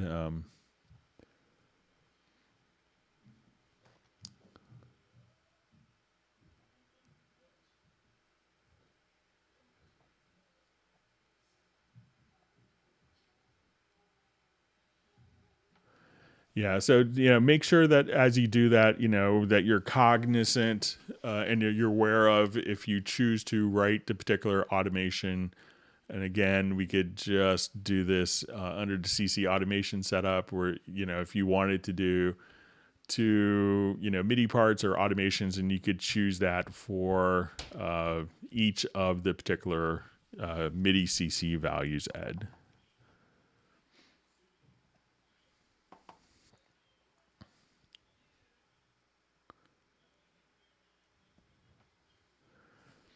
All right, so question from Michael Teams. Greg, how do you raise the volume on MIDI tracks using VSTI, Win 10, C11? So if I wanted to just come right over here, I could just say, as we add a MIDI track, so I'll close the automation here. I'm going to add an instrument track. So let's say just retrolog.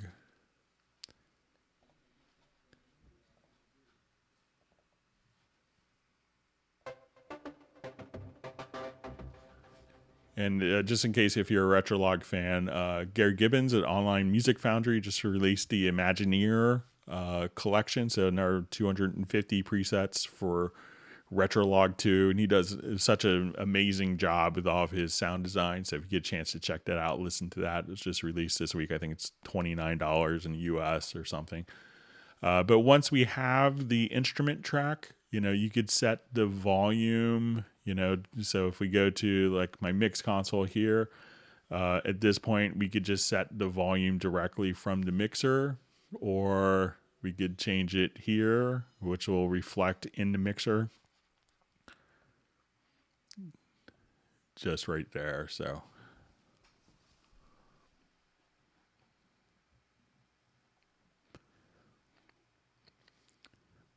All right, so question, is there a way to download extra effects chain presets? So if I were to look one place, I would check out the Cubase Nation Discord channel. So if there's probably, different resources for stuff like that, that's a perfect place. I don't know of any off the top of my head, but that's probably the place I would look first, so.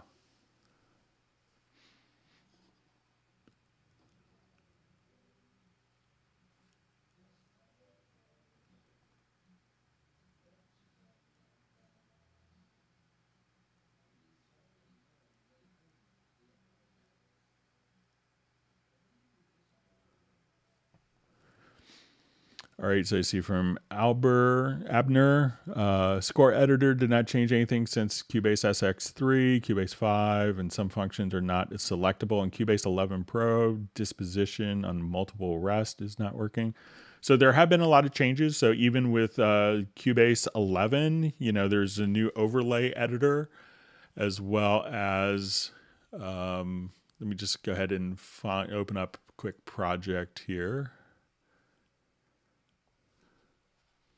We can show you some of the stuff, but yeah, there are a lot of changes that have happened in Score Editor. So you have new font support. The project overlay editor is really pretty significant as well. So let's go ahead and I think I may have it in.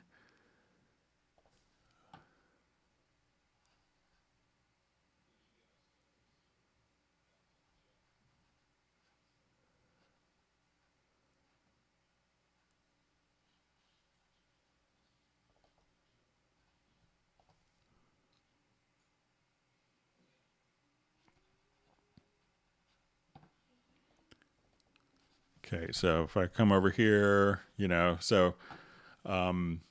with this, we could go to your staff settings. So if I wanted to go to, your notation styles, there's a number of, different functions so if you want to go to your font settings, so you could have the Bravura font from Dorco. So if you wanted that, or if you wanted the Petaluma font, and just in 11, one of the things that has made it, really interesting, especially to me, is the ability to come over here and you could have the overlay editor. So now you could just kind of, as you hover over notes or hover over a measure, I could choose to adjust the length of particular notes graphically without having to do it in a key editor. I could also adjust, the velocity of notes directly here, and again, graphically without having to do anything. There's also a write zone. So you could just come over here, and as you select different components, you could just say, okay, now I want this to be, I could just choose my different clefs. If I'm in chords, I could do this. If I want to change the text, anything that I select, I could see some of the different context sensitive functions in the right hand menu. So let's, so disposition on multiple rests. So let me just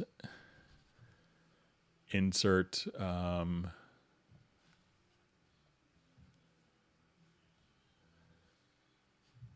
some blank time here.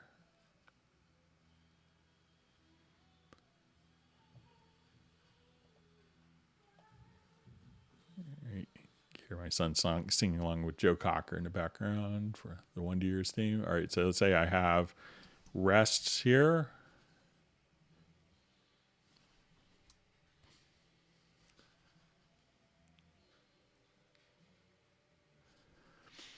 Okay, so let me see if I can remember how to do consolidated rests. I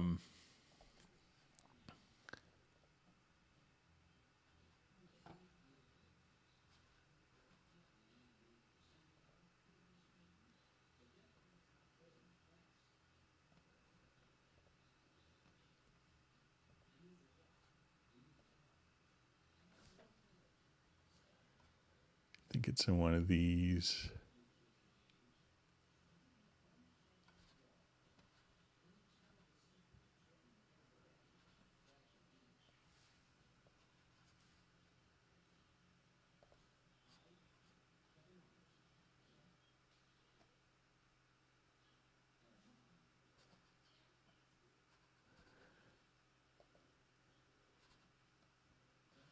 All right, so there is, for the multi-bar rest, I may have to just apply. I'm trying to remember. Sorry, I haven't done this in a while, but let me just see if it's.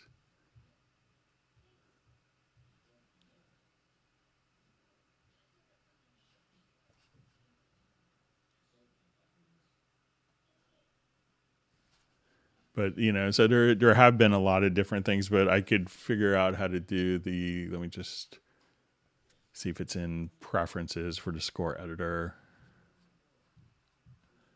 But you can see there's, a significant number of things that have been enhanced with that. There's also,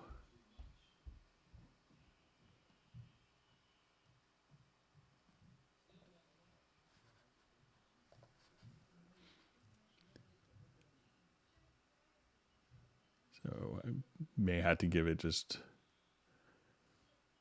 more measures of rest. Hang on just 1 second and see. I think I'm defaults to like 8 bars.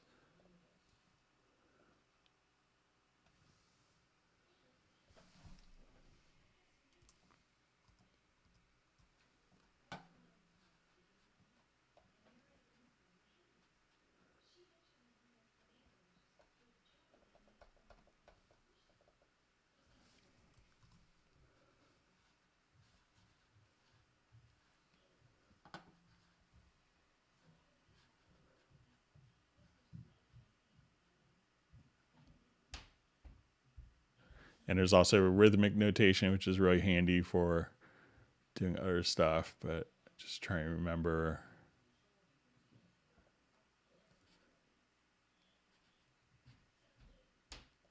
So I could take a look at that after, but and I could have it for Tuesday's Hangout. If you want to email me, you can send me an email at clubcubase@steinberg.de.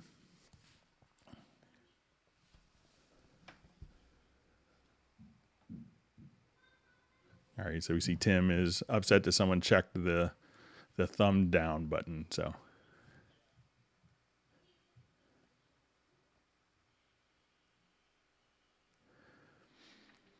okay, so we have a question. My loops don't follow project tempo change in real time. Can you explain? So you probably just have to place it into musical mode. So I'll just do a new project.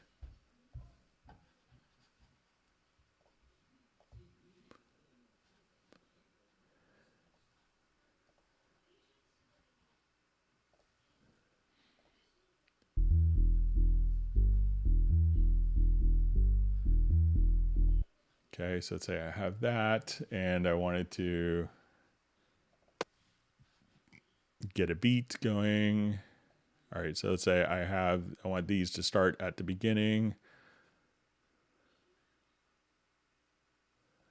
All right, so if we don't have these in musical mode, they will just kind of play back at kind of whatever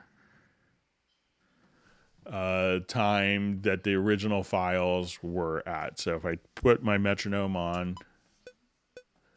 and we listen to it, these aren't really lining up to the actual click track. So once Cubase knows what the tempo of the file is, and most loops have that metadata embedded in it, you could select the files here and just activate musical mode. Now that musical mode is activated, whatever tempo that you have will automatically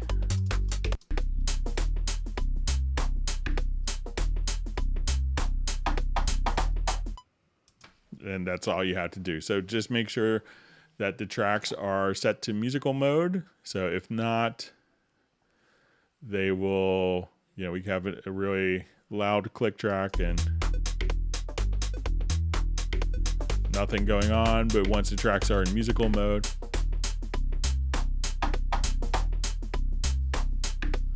that's all you have to do.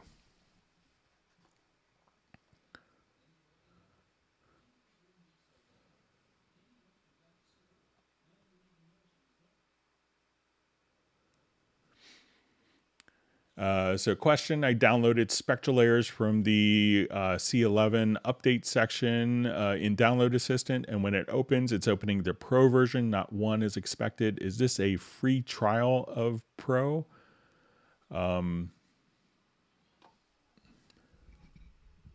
Okay, so when you download spectral layers, it is a unified installer. So when you install it, it installs the Spectral Layers Pro, the Elements, and Spectral Layers 1 with the program. So you don't have, so if you are currently have a license of Spectral Layers, it will open up, if you have a license for the Pro version, like perhaps on a trial version, that would automatically open up to the Pro version of it. So, but if you just have a Cubase license, that's when you do Spectral Layers 1 is what's licensed to run with Cubase. But if you have a Spectral Layers Pro license, what it's going to do is basically just open up Spectral Layers Pro, because 1 is just a subset of features from Spectral Layers Pro. Okay, so question, using Spectral Layers 1 within Cubase, ARA seems to lock out using other edits on the part, split, etc. Is there a workaround or recommended workflow? So generally when you're, if I was doing like spectral editing on, let's say, this drum part here, and if we've done splits, Spectral Layers will edit the particular audio file. So I think it's going to go to our Spectral Layers Pro here. So I'm just going to go to Spectral Layers. I have the Pro license. So this will open up.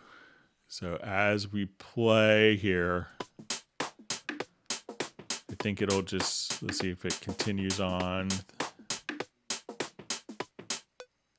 All right, so it's just following the selection. Now let's see if I maybe you have the track selected, and let's say if I do the track selected here, I'll just remove that particular event.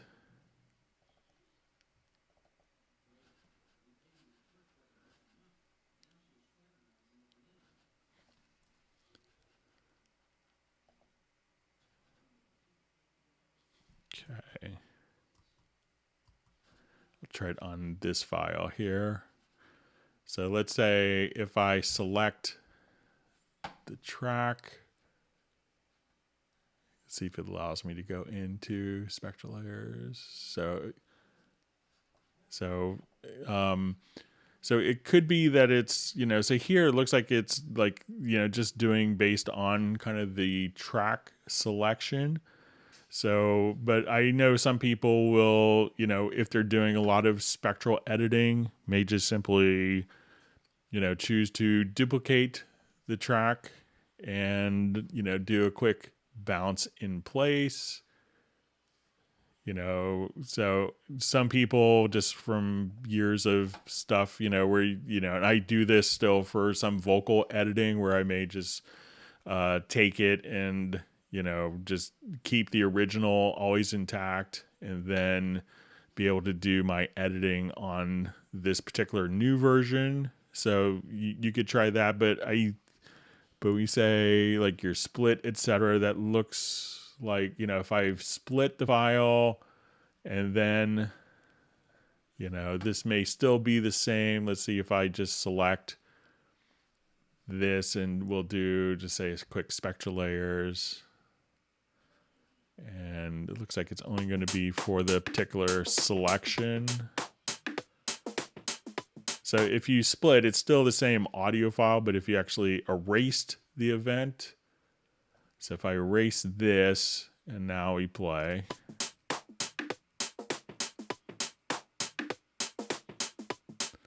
So it looks like, still it's like the same underlying file that's there. So just kind of be aware of that. Okay.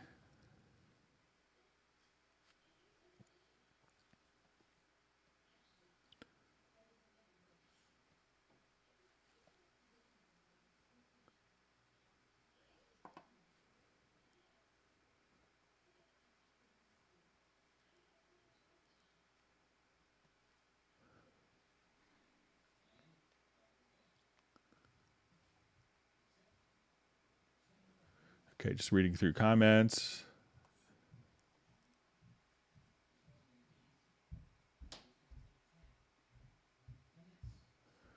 Okay, so I see from Keith Young, we're talking about the chord track with the string patch. Just saying, thanks, Greg. That was very helpful. I'm using my mouse to activate the chord. So I'll think again, probably my routing. Thanks for your time. Learning every session. Keep it up. So, yeah, I was clicking with my mouse on it too. So, all right, so we see Gareth is having to dash. So we'll see you next week, Gareth.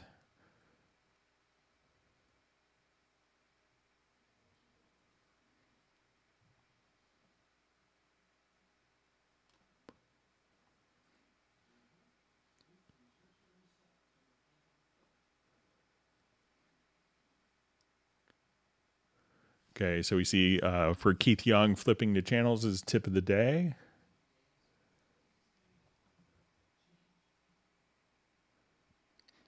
All right, I see kind comment from Sable Winters. Greg is insanely genius, boggles the mind. So probably my wife isn't that impressed, though. But thank you for the kind words. So.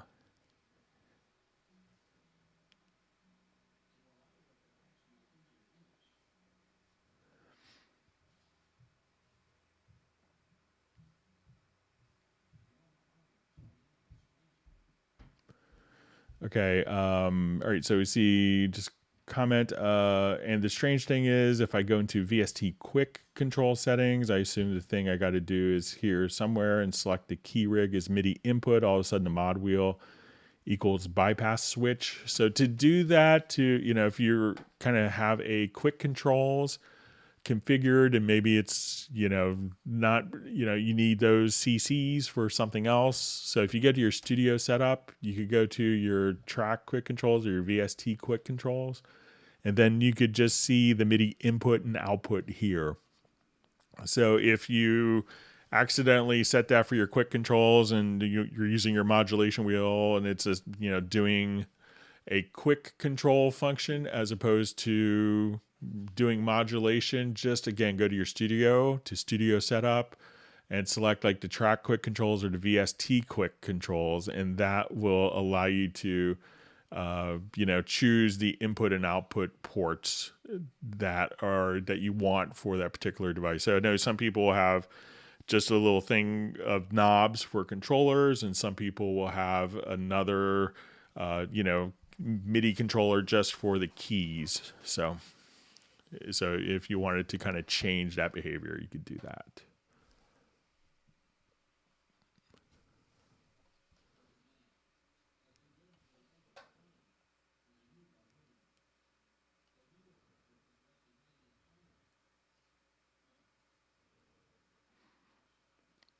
All right, so we see that for Jan, to flipping the left and right channels would kind of do, sorry, my chat just jumped on me.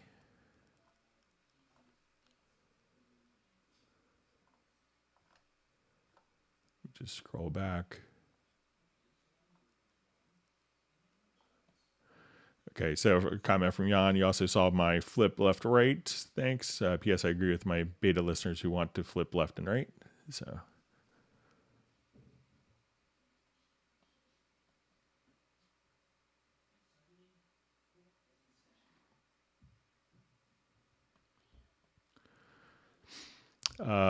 So just see a question. Anyone know if this is streamed on both Facebook and YouTube? So currently we just do it on YouTube because it just kind of helps with like search engine optimization. And we find that a lot of people watch this like on their TV through like a Roku type device or an Amazon Fire Stick or Apple TV. So we've been doing it on YouTube, and that also kind of ties into like search engine optimizations for Google and kind of gets our numbers way up for that. So we just kind of do this on YouTube currently, but we could look into maybe broadcasting to Facebook as well. But then I would have to monitor probably 2 different chat fields, which could be tricky for me. But currently it's just on YouTube, and you could watch all of the previous ones, and they're all indexed as well.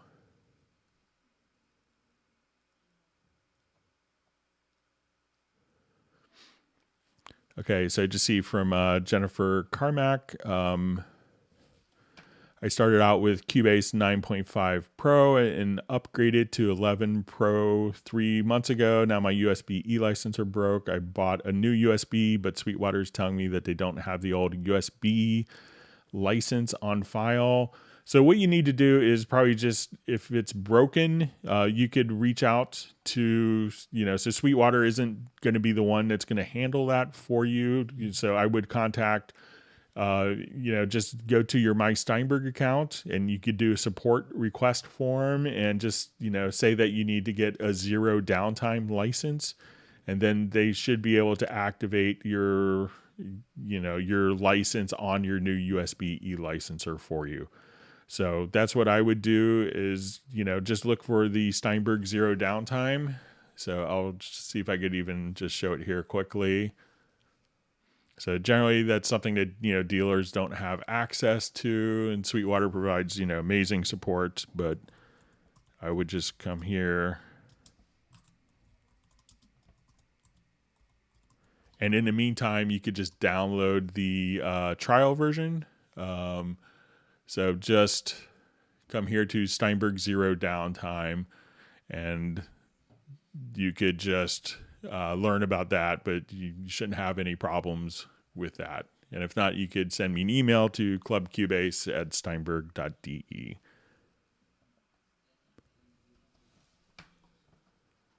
You see other people kind of indicating the same thing.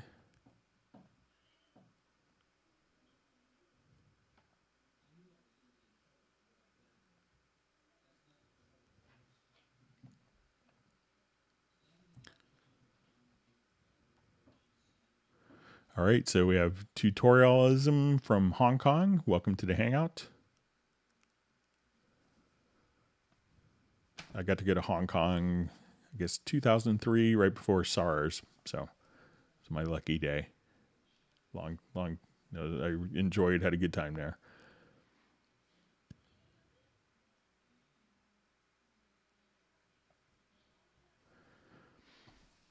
All right, so we have a question from Tommy Allen. Can you draw in a curve in Very Audio for a vocal sweep or slide guitar? So you could definitely do, some stuff like that. So if I wanted to come here, let's say I'll go to this bass line and I'll just...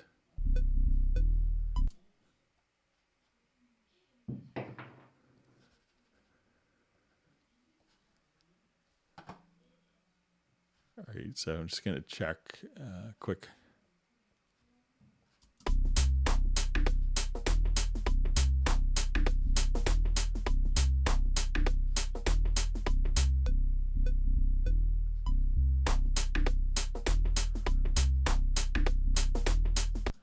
So let's say if I wanted to take just this particular bass and I could just grab the pitch here.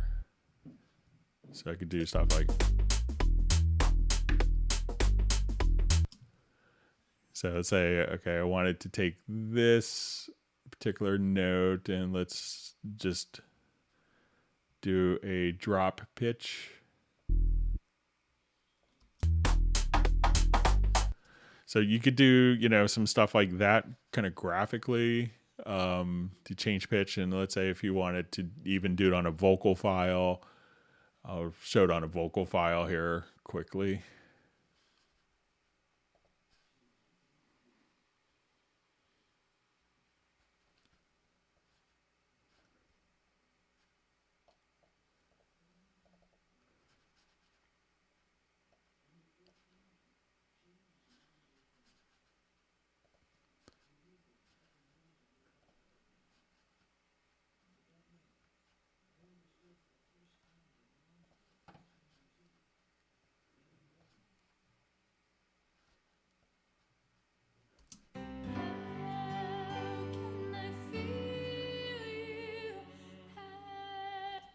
So let's say I just want to take from that point and...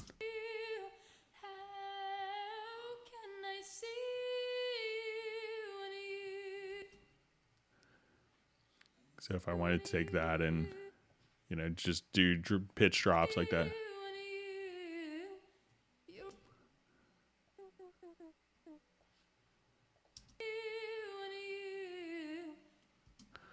So you could do, different stuff like that to kind of slide in. And you could always just, even in a long note, just split the particular phrase and just take the pitch. And this would be awful musically.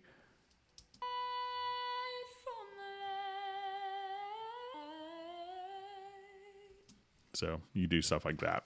So you could definitely do, so it's not necessarily drawing in a curve, but you can kind of get the same effect.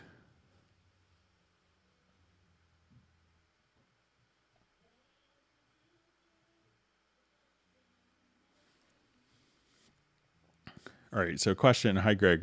Do you touch on Hallian? In fact, it's happening in all Hallians, i.e. Sonic and Sonic SE. Notes seem to drop when playing piano or pads using chords. I've set the main plugins to 128, so it pretty much, let's say if I will come over here, I'll have a lot of, I think this, you find one has like a lot of different Hallian stuff on it. So, I don't know if you've checked your performance meter out of curiosity, if that's changed anything and made perhaps a difference, but this one I think has a lot of Hallian stuff in it. One thing to check also is if you look in the actual parts, depending on your controller. So let's say these are running.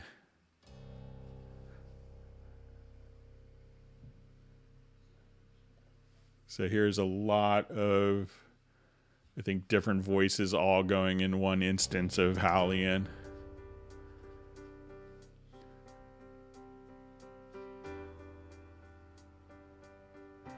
What did you say? So if I wanted to actually edit the particular instruments, we could look at the macro.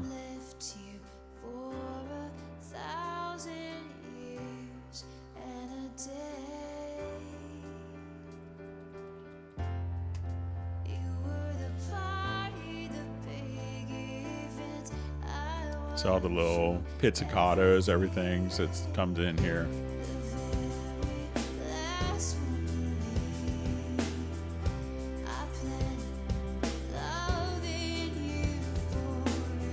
So a couple of things that could be causing some dropouts.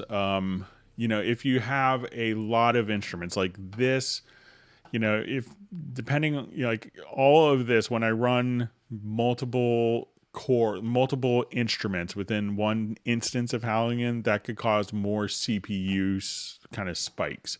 So because this, unless you have it set, so if I come here to options, I could switch this to multi-core. So let's say I want this to be like 6 cores.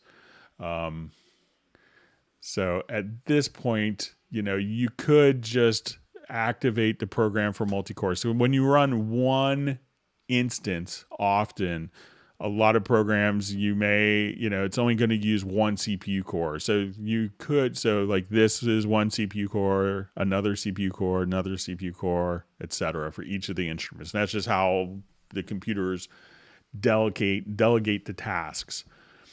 So, you could make sure that probably if you're running Cubase, you have a multi-core computer, make sure that you set this, and you can set it for like 2 less cores than you have on your computer when you do that.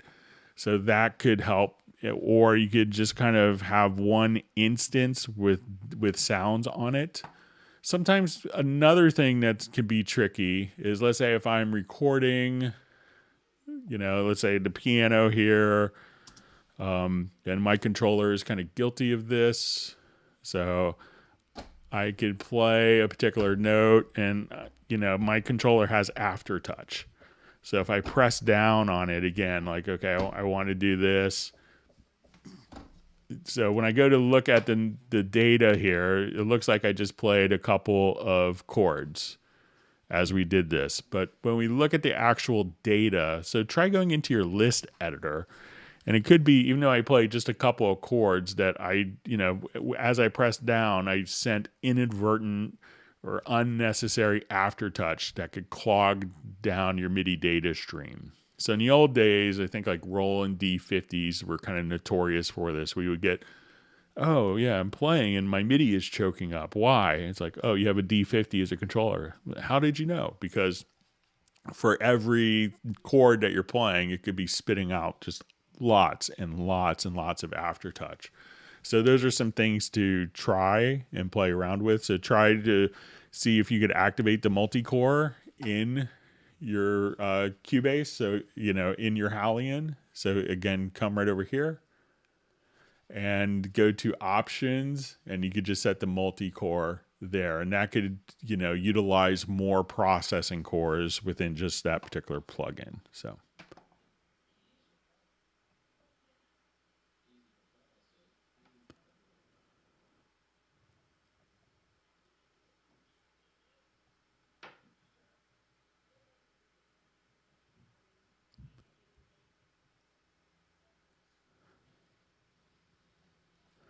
All right, so see, where is he reading these questions from? Because it's clearly not YouTube. So, as we mentioned earlier in the Hangout, these are, it takes me a while to catch up. So, these are all questions from the stream. So,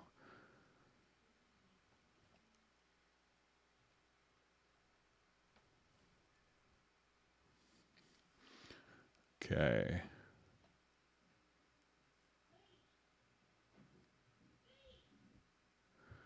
All right, so I also see comment about Jennifer's temporary license. You don't need a dongle for the temporary license. It's just meant to carry you through till you get a new Steinberg key. So the temporary license does, if it's for Cubase Artist or Cubase Pro, it will require to have the USB key.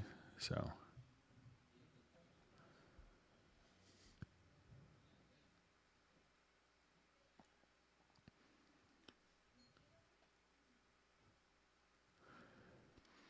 Okay, so we have a question. Hi, Greg. I have an instance of Groove Agent set up with multiple outputs. How do I save it as a preset so that all of the output channels are saved with the presets? So let's just start a new project.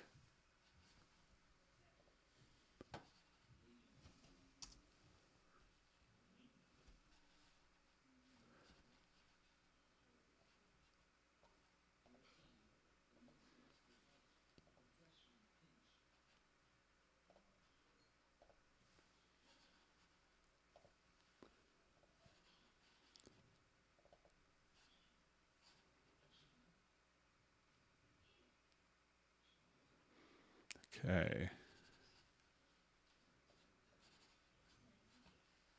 All right, so I'll just go drag a pattern over. Okay, and I want this to have my multiple outs. So I'll get to the mixer. And I'm not sure if it's Beat Agent or Groove Agent, but I think it would work the same way. So let's say I want master. Let's say my snare out of output 2, out 3, let's say.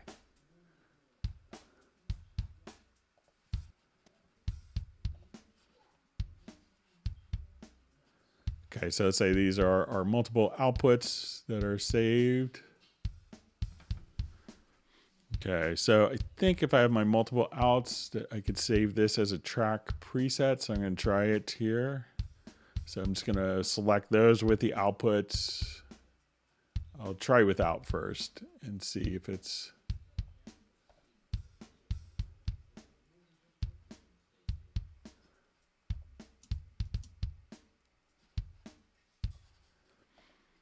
Okay, so I'll just do save. Clear my throat, sorry. All right, so let's do just a save track preset.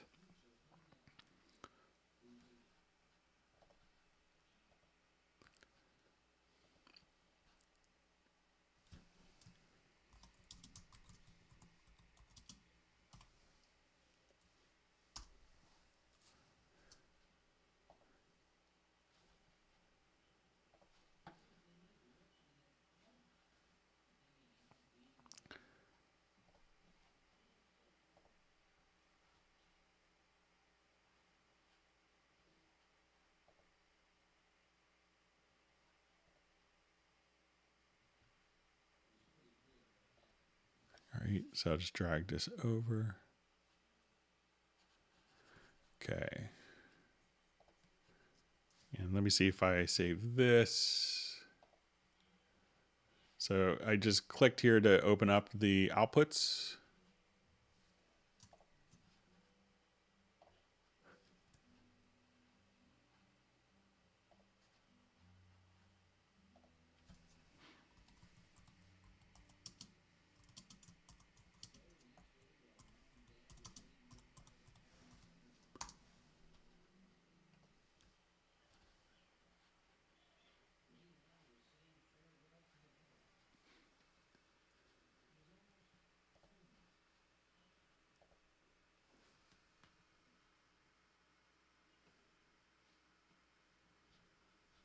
All right, let me just...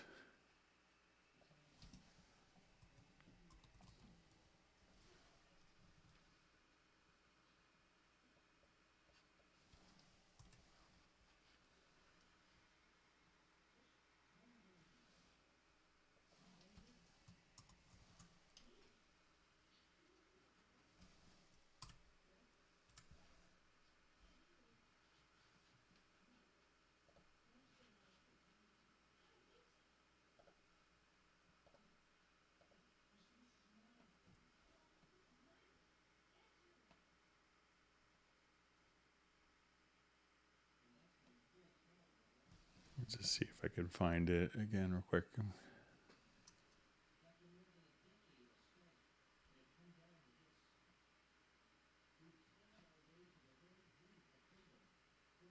All right, I'll just try saving it again as a preset.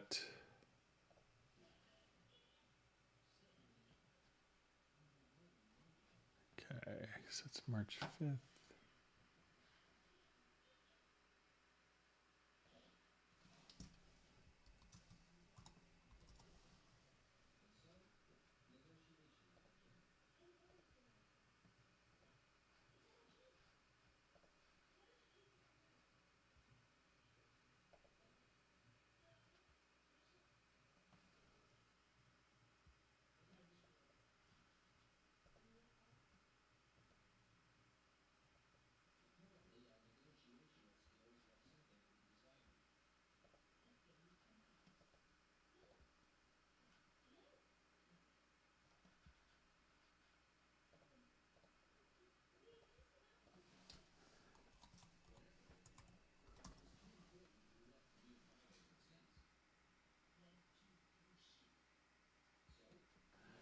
Okay, so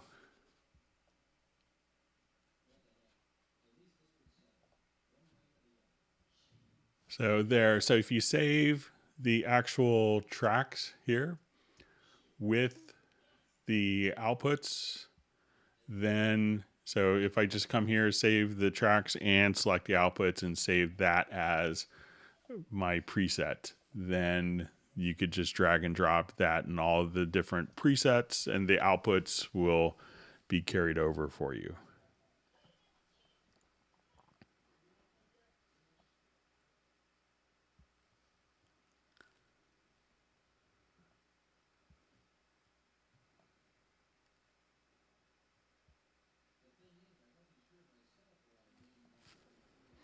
All right, so I just see Charles mentioning, okay, so this is a YouTube exclusive stream. I dislike when people stream on multiple platforms and they only pay attention to the chat of one of them. So yeah, I have to juggle a lot of balls to monitor the chat and actually do the hangout and or do the live stream as well.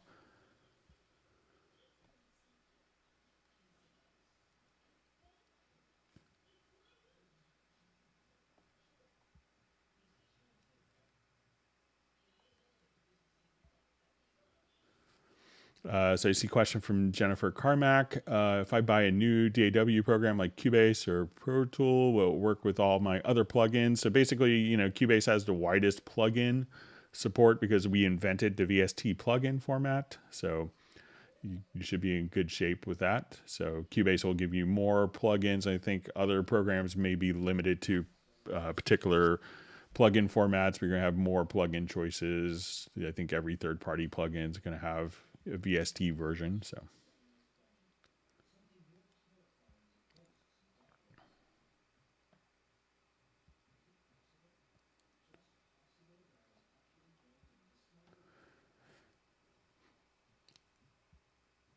okay, just reading a comment from Ed Rugman about the CC data we discussed earlier. Thanks for looking at the CC stuff for me. My problem is that when I draw using the pen tool like you did in the piano roll with no quantize on, the data is already being thinned somehow. So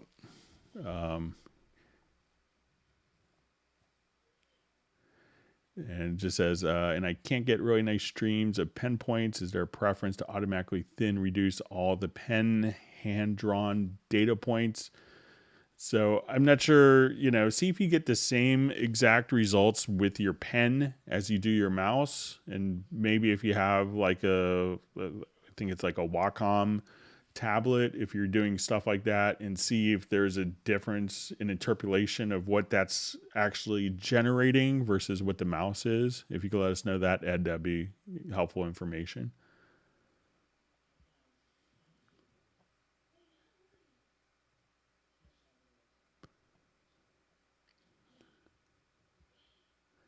Yeah, so I don't think I was, and I just see further comment from Ed.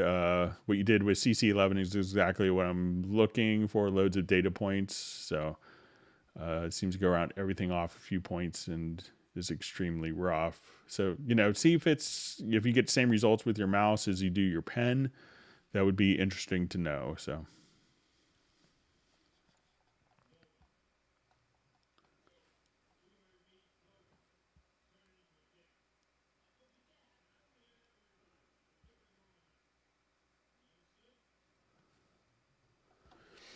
Okay, so question. When I use the control room, I lose the ability to hear previews from the media bay out of the main monitor. I have to assign it to separate headphone out. Is it just me? So one of the things that it could be is, hang on just one second. My son is knocking. Bear with me. Be right back.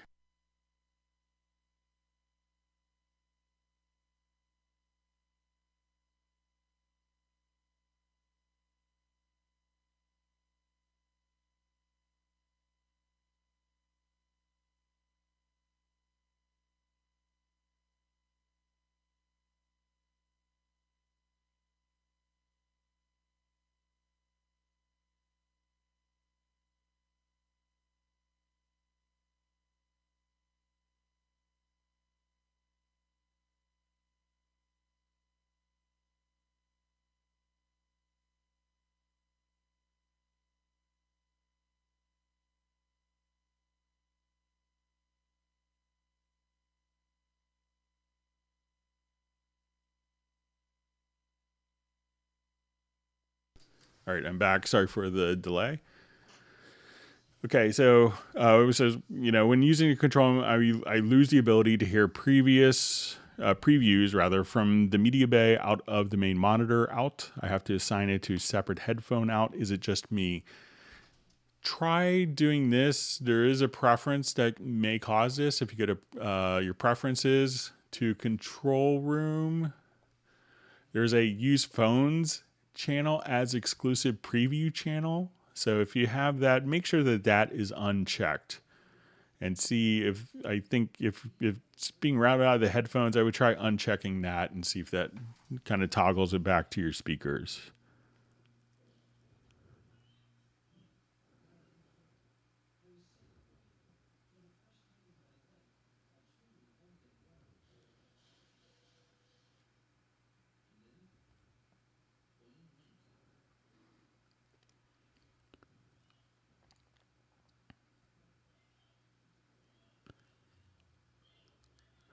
Okay, so question, aside from reducing buffer size, do you have a fix for random bursts in the real-time peak bar of the performance meter?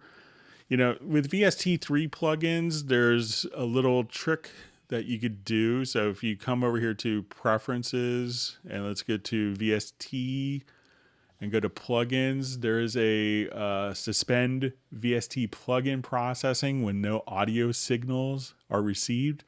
So this way, if the plugin isn't actually doing anything, it doesn't take any processing power. So some people do that. The obvious thing to do is to raise the buffer of that. And if you needed to kind of toggle back and forth between two different buffer settings, you could always just kind of come over here and just click on the constrained delay compensation, and that would bypass if you're like performing something in recording.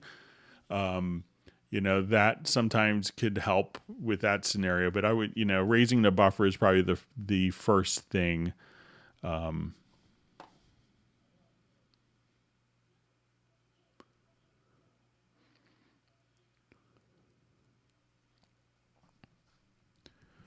right, so just see from Jennifer Carmack, can you send me the correct email address to send the lost license replace form to from Steinberg, because I've sent it 2 or 3 times and nobody's answering me. So let's go and take a look. I think you could just send it to our support. If you're a Sweetwater customer, I'm assuming that you're in the US.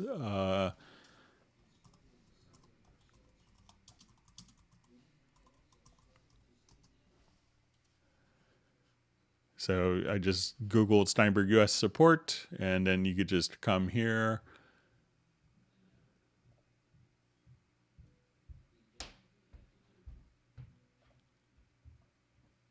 And you could just see the links directly here.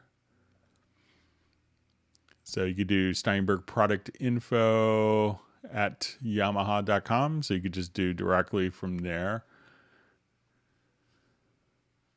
So that's the email address. That's probably the most appropriate place to start your zero downtime. So you could start from there, but make sure you fill out the Steinberg zero downtime.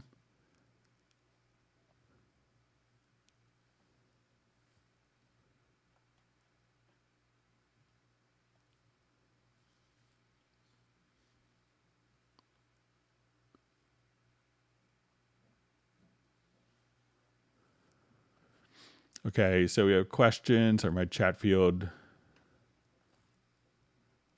just jumped on me. I just saw a question from Robbie Bowling from Dallas.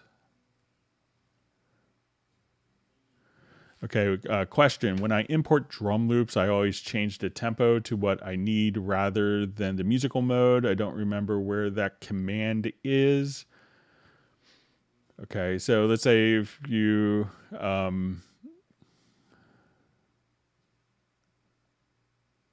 so if it's like, let's say just a kind of generic drum loop here, I'll just...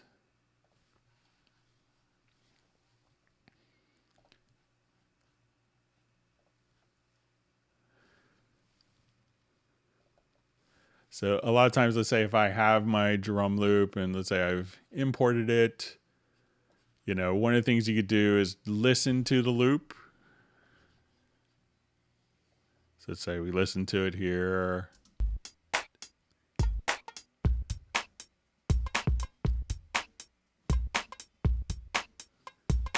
So, and if let's say I didn't have this on musical mode, you know, you could come over here. There's a couple of different approaches for it. So I'll select this and it'll take it off musical mode. So let's say I listen to this and it's going to be, so 2, 2, 3, 4, 3, 2, 3, 4, 4, 2, 3, 4. So it's 4 measures and 4 times. So if I go to my beat calculator, I could say it's going to be 16 beats.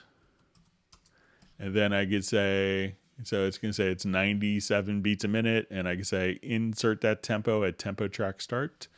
And now the tempo is going to be aligned. So this way the tempo could be set from the actual drum loop. So try doing it in the beat calculator, Robbie.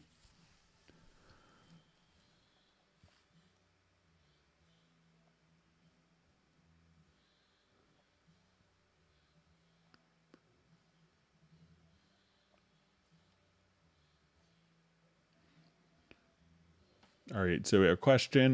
When we record from the interface, are we passing through the control room? Do the insert effects are recorded on the return in real time? So if you're if you're recording out, and let's say if I'm recording out of this and I have an effect on the control room, and then I'm taking the output that the control room is being sent out to is defined in the studio in the audio connections. And then I'm taking that output and patching it to inputs directly in back into the same interface, that the effects in a control room will be recorded because the signal is going out through the control room. If I just chose to take that particular file and render it, if we render the file, it goes through all of the processing in the software mixer, but not the control room. So the control room is a real-time play audio through it. But if I was exporting or doing an audio mixdown, the effects here wouldn't be controlled. But if I was doing an audio capture, where I'm taking my analog outputs or my outputs from my audio interface where the control room is being sent and kind of re-recording that as inputs, then it would be captured. So on a real-time physical connection, it would be recorded. But if you do an export audio mixdown, then the export audio mixdown, that won't be, the control room processing won't have an effect on that.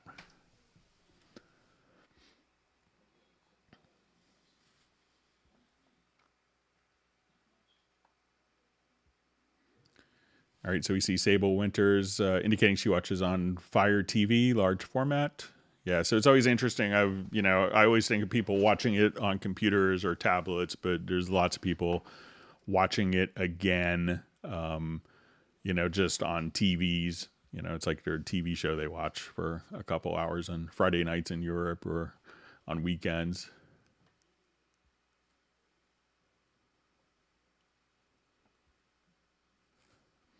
All right, so we see Stanley Gurvich is happy. He's saying, wow, I finally get to see this live after all these years. Well, welcome to the Hangout.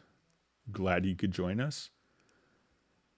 Sorry, I think someone is writing in Russian, and even though my ancestors are from Russia, I don't read the language. Maybe someone else could translate. Sorry for my American ignorance of different languages.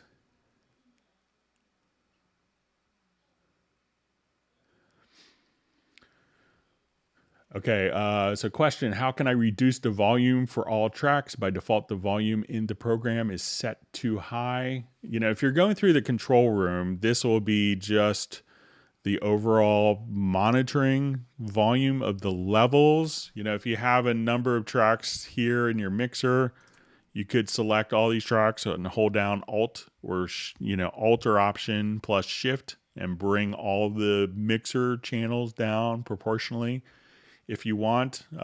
Generally, the program isn't too hot. So a lot of times when I hear that from people, it could be that their monitor speakers are maybe, turned up too loud in their room. So that may be another thing to look at as well. But those are some other methods that you could use, to just control. So if you have your control room set up, so if you get to your audio connections, take your main output, set it to not connected. If you're in Cubase Pro, go to your control room and then have your monitors, then this is strictly a volume control as opposed to affecting the gain structure in the mix. Okay. Just getting a quick email from the office. All right.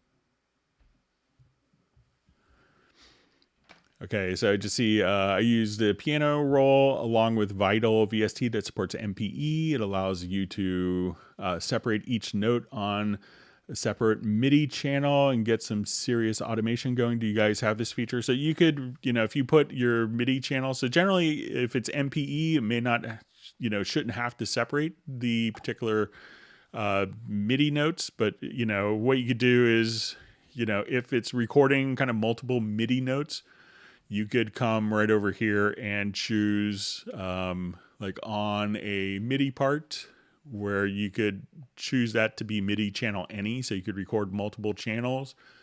But many times, we have MPE stuff, and MPE is really kind of an extension of what Steinberg created with note expression. So I'll just add a quick instrument, and let's come over here to Pad Shop. It's a good example of this. And here we could have like special MPE patches.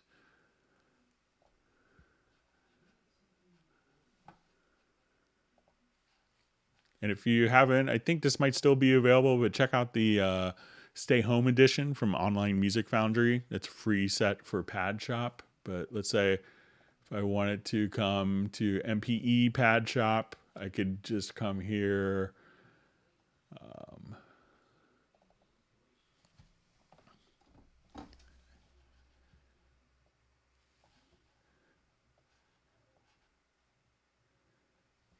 And let's see.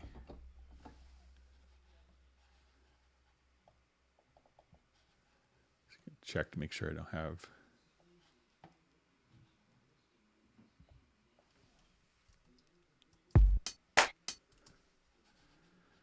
All right.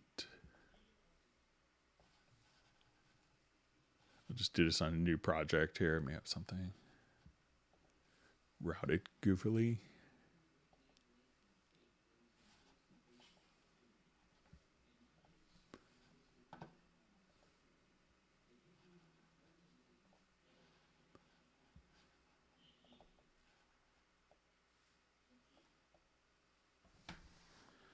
right, let me just.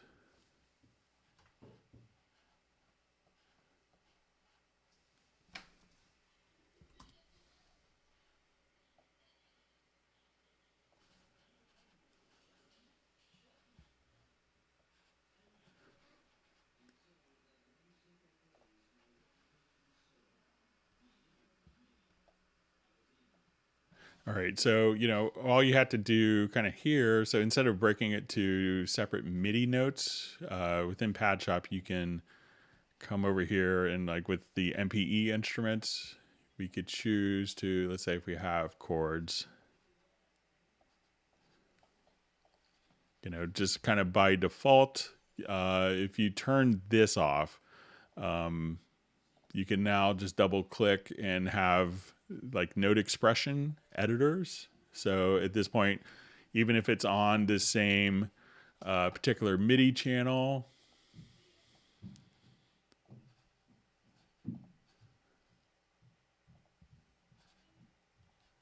you just roll this back.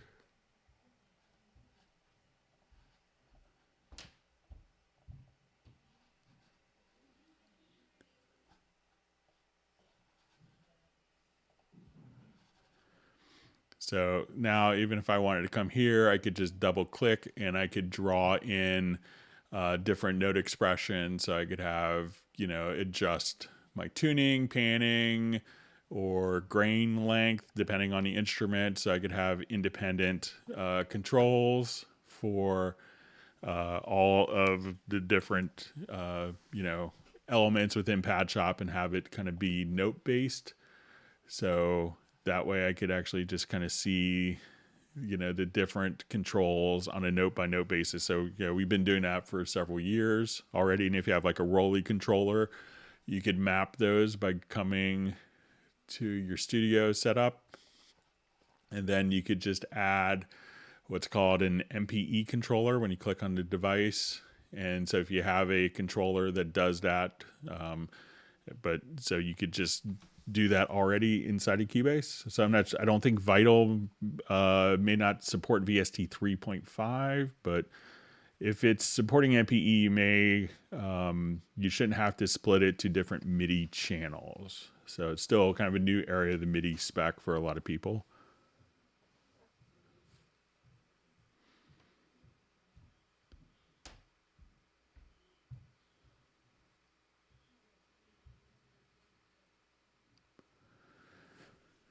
All right, so we have a question from Dolly Smarty. Hi, Greg. How to avoid pitch bend event to be recorded in my MIDI tracks? I try to use the preferences MIDI filters by checking pitch, but some pitch bends are still recorded. Any tip? So I would try to come over here. So let's say if I'm looking at this particular MIDI device, and let me see if I have MIDI communication on this. All right, so I see I have like my modulation wheel, I have pitch bend. So you could probably come over here. And a lot of times what happens if you have an older controller, then I see this a lot. And I had kind of like my first synthesizer just kind of was doing it to me as well. But anytime that I move the modulation wheel, they're often close to the pitch bend. So like, as you move the modulation wheel, the pitch bend would slightly move, which would be extra annoying. But you could also try to just come to your and you could set this globally if it's going to be a problem, to the MIDI input transformer. And here you could choose to say I want to filter out type is equal to pitch bend. And now as I move the pitch bend wheel, then you could do this locally on a track or just have it globally and just turn this on. And then as you do that, then all your pitch bend, I'm moving my pitch bend wheel. Now I move my modulation. My modulation's going through, but my pitch bend is being filtered so it doesn't ever, get to the particular track. So again, you could set it to global, and you want to do function, set to filter. Our filter target at the top, we want to say value, we'll say type is equal to pitch bend, and that will just eradicate all your pitch bend. And when you turn this on, then you could record when you disable it, you could record pitch bend, and or you could do it locally on particular tracks or just a global setting like that. So that way your pitch bend won't get recorded inadvertently.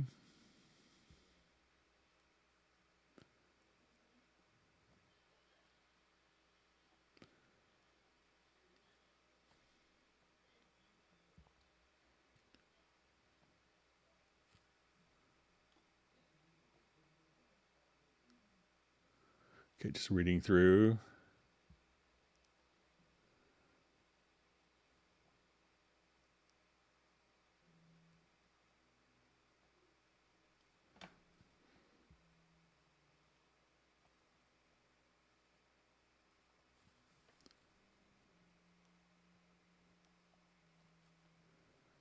All right, so a lot of great discussion, and you see other people helping our people. Jazz Dude's always so generous with his knowledge and time. We appreciate that.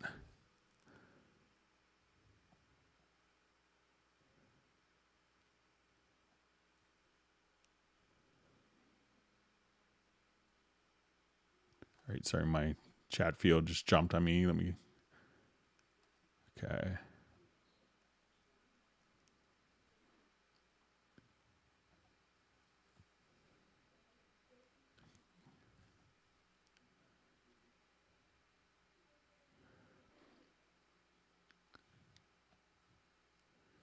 Okay, so let's see. Question: I can't seem to work out a macro to copy MIDI notes up or down one octave. I know other DAWs have this, so surely there must be a way. Thanks, Greg. Okay, so let's say I will show you.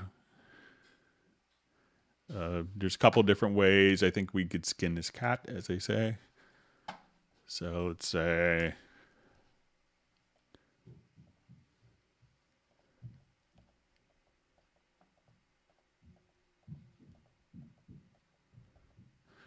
Okay, so if I come here and I select a note, so for those who don't know, you could go up and down using the arrow keys. And if you hold down Shift, you could go up and down by octaves.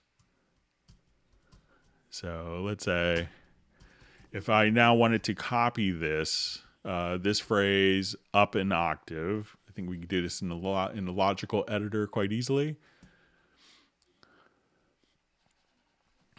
So let's say we want to,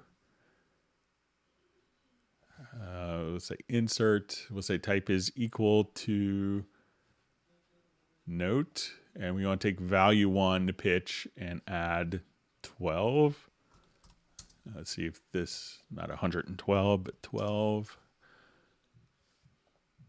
So you could just do just that. So, so do this again. You want to choose to function insert, and we're going to say notes basically. So the filter target is what we want it to kind of do a function from the data we want to do the function on. So we're going to say we're going to take notes, and then we're going to add value 1 of a MIDI note message's pitch, and we're going to say add 12. So now I just come here, add 12. And then we just doubled that up an octave.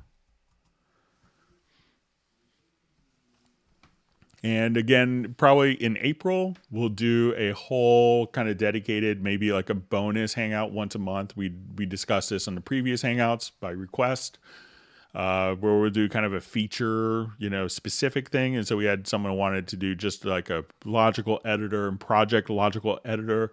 So if you have particular questions on those that you'd like to see, just send an email to clubcubase@steinberg.de. And so we could use your own examples of stuff that you want to accomplish. So I don't have to, tell you what you could do with it. We could solve your problems for you.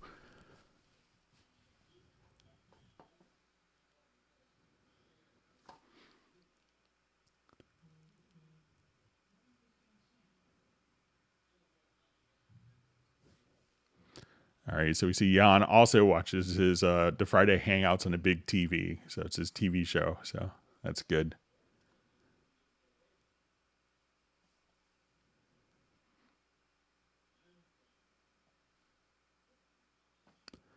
So just see a question from Dash Dash. Today is the Hangout. I mean, this is the Hangout, not on Google Meet or anything. So yeah, so we just do it on YouTube. So think of it as like a live YouTube where you could ask your questions and hopefully get answers.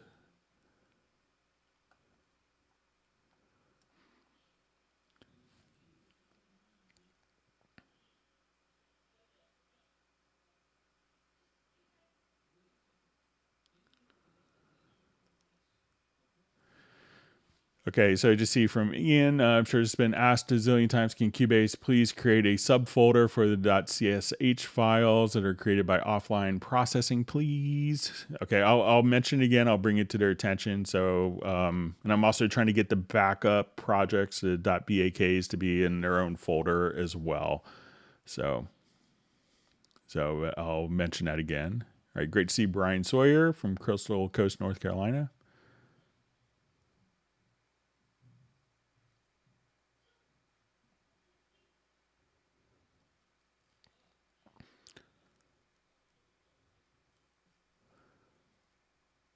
Okay, so a question from Jan.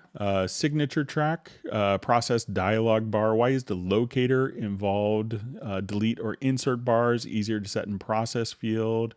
Did I miss something with the benefits of using the locator? So sometimes people may want to, so let's say if I have signature track, and let me just throw in a couple of more events here. Let me just turn my snap on.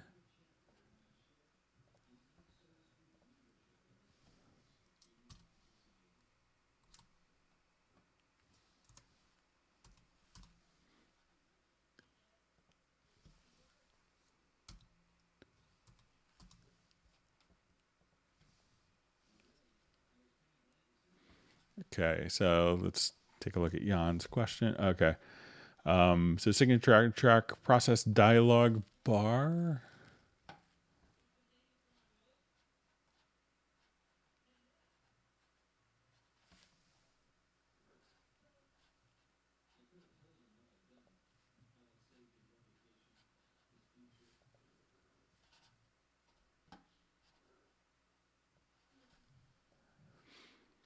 Okay, I haven't used this function in a long time. Let me see if I can get it figured out.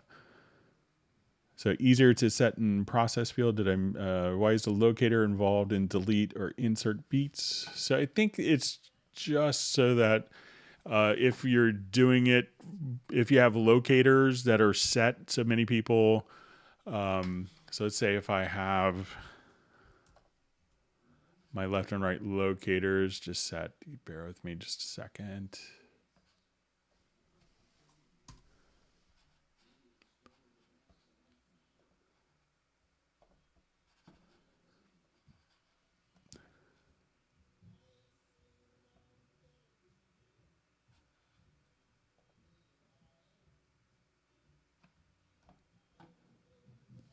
Okay, so let's say I just will insert bars.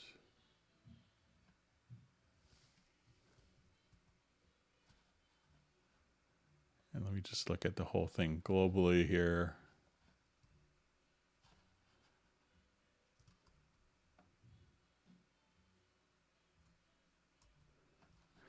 Yeah, I could, if you want, Jan, I could, if you send me an email, just remind me, and I could maybe look at that in a little more detail because I haven't really worked with that function.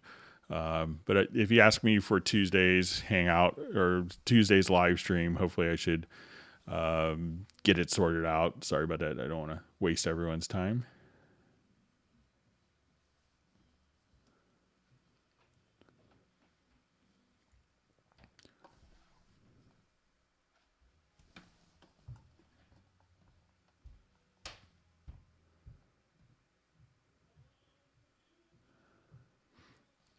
Okay, so question. Hi guys, forgive me my check to ask, but I need some advice. I lost my dongle for Cubase 7 Pro, but I want to upgrade to 11 Pro. Will I get a new dongle with 11, or do I need to buy a new one? So if you get Cubase 11, you can purchase it with a dongle, like in a box, or without a dongle, without the USB-E licenser. So you can purchase it either way. So if you bought it brand new, you could just buy a brand new version of Cubase 11 and be all set. If you lost your Cubase 7 Pro license and you want to upgrade from Cubase 7 Pro to Cubase Pro 11, at that point, that's when you would need to, do a Steinberg zero downtime request, and they could see if they could, deactivate your previous license and activate your new one. So, all right. So I have Roland Klein checking in from Sweden. Thanks for joining us.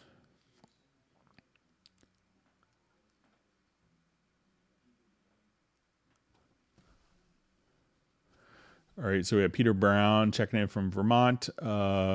We thought that giving real-time examples of actual recording sessions, i.e. tracking, mixing, and mastering sessions, might be helpful in showcasing C11 tools, etc. Thanks.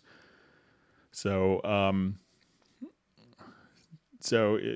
not sure, Peter, if you want to see more like live tracking type stuff, or mixing sessions. So sometimes it might be boring, but we could maybe have something prepared if you want to see more kind of in action type stuff. We could do that.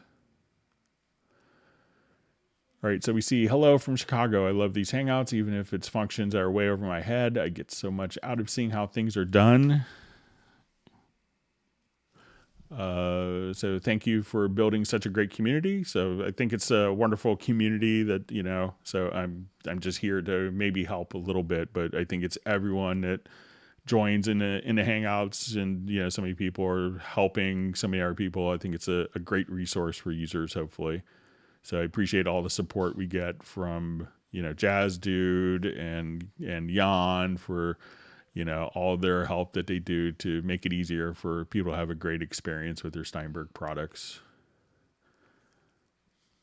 Okay, so I see Cafe Mocha for me, Greg. So I would get a mocha before starting my index tonight. So I think I know we had fewer people because I probably messed up on a date, but I'm going to go to some of the questions that were mailed in, but I think I'm almost caught up.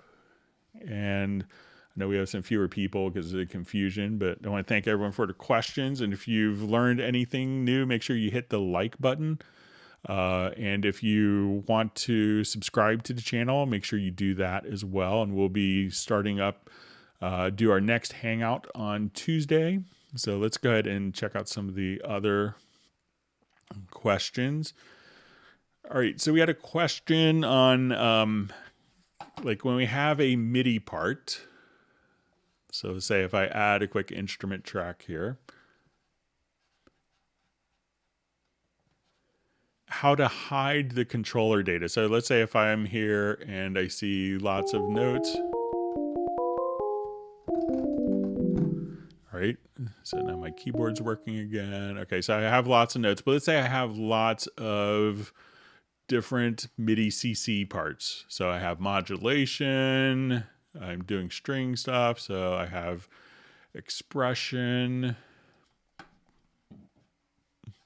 and let's say MIDI will have CC7 for volume. Okay, so we have all this, and as we do this, we could notice that sometimes the events themselves can look a little, we see all this kind of CC data on the events as opposed to just seeing the notes that were entered in. So the question was how to kind of get rid of all of the MIDI CC data.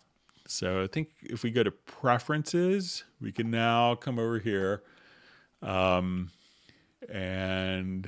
let's see, it's under event display. So go to event display to MIDI, and now we could uncheck controllers. So if I come here, I could now, once we do that, we now just see the particular MIDI notes as opposed to all of the CC data. So if I hit apply now, we'll see all the CC data interpolated on top of the part. But if you don't want to see that, just click there and hide it like so.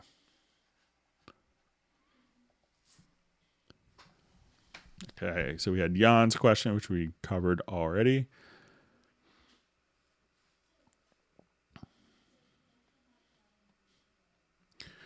Okay, so we have a question. I've generated several harmonies and have tried to edit individual notes, raise lower within the harmonies using Varia Audio unsuccessfully.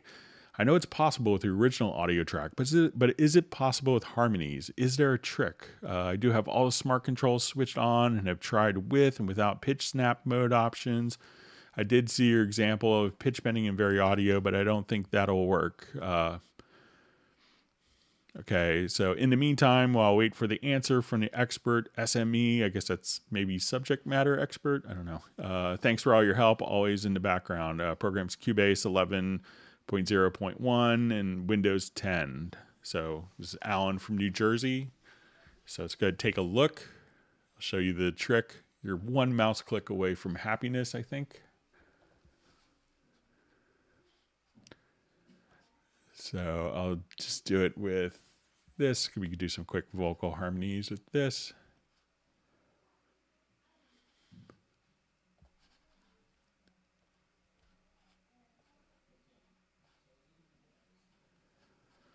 Okay, so let's say I have my chords here.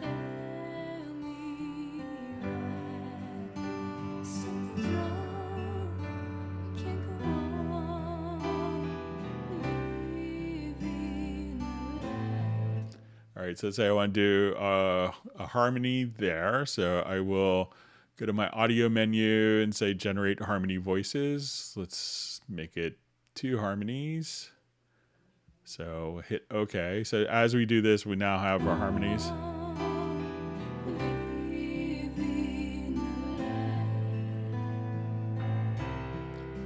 So when I go to edit all of these, I'll just come right over here and we'll edit these and take them into our main view. So as we go to edit, and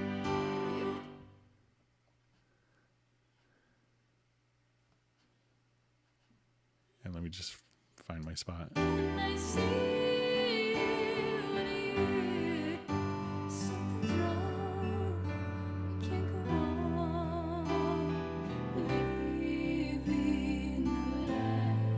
All right, so now if I wanted to switch between, different harmony parts here, I could choose to, do that. So if I wanted to just come and let's say just take this, it just automatically snaps right back to where it was when I select one of the harmony voices. So I go to the harmony voice here. I say, okay, let's just try this as a harmony. It just snaps back. And the reason that it's doing that is when we go to the track itself and we go to chords, we could just tell this to, on follow chord track, we could just set this to off. And now that this is set to off, I could freely move and try out and experiment with the different harmony voices. So again, just select the track, and where you see follow under the chords inspector tab, you'll see follow chord track, choose off, and then you could freely position it.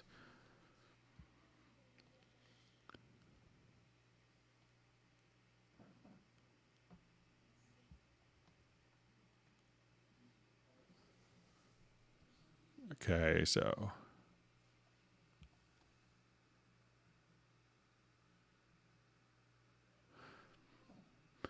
so we had also a question about if there was a way to have more than 62.5 characters in the pool data path. So when we look at the data path here, we can see that we could have like 62.5 characters is what the user found if there's a fix for that. So, I will kind of pass it along, but I don't think that it may hit the highest priority for kind of a maintenance release. So if there's any way to it all, and I see kind of your naming format in the folders.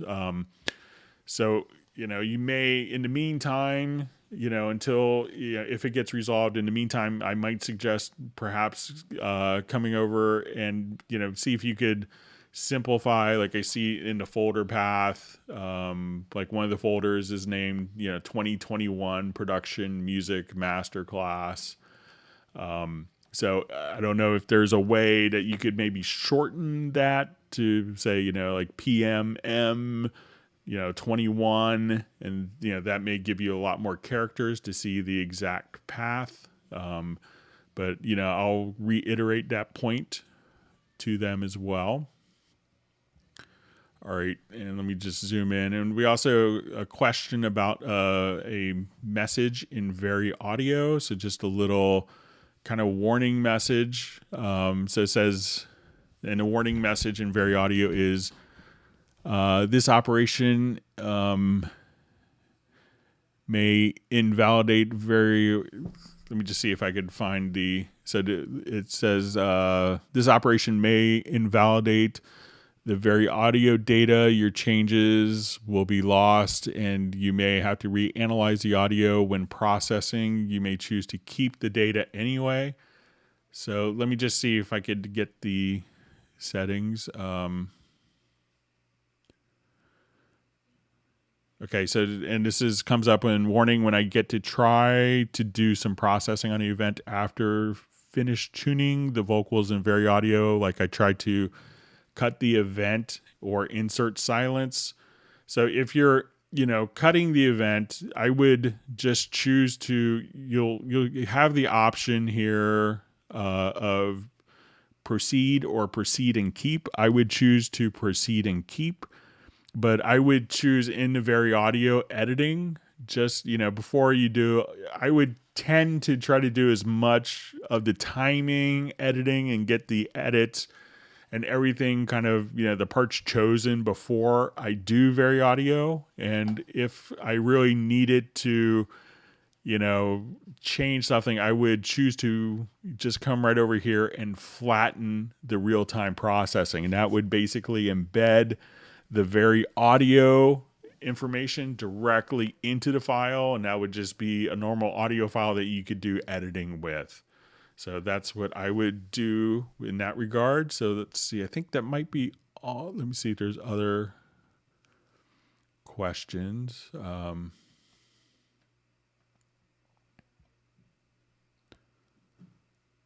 Okay, so I think that's all the questions that were mailed in. Let's go back to the live chat. Thank you for all wonderful questions.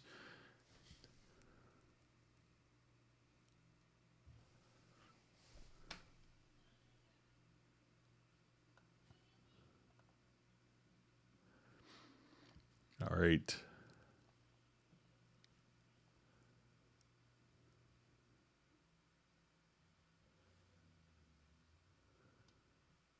All right, so Captenergy Music's back. All right, he had to step out for a meeting, so you don't have to apologize.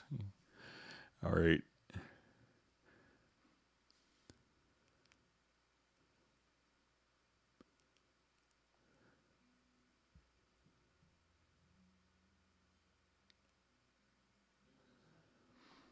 All right.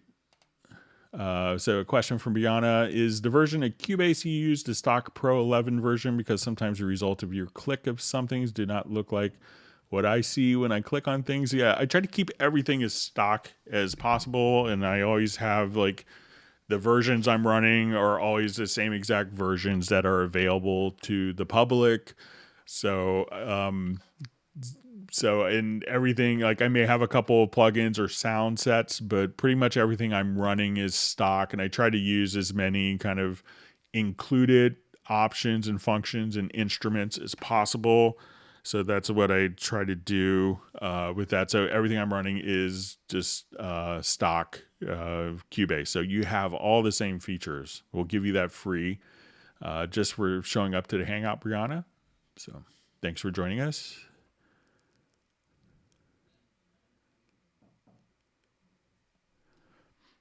Okay.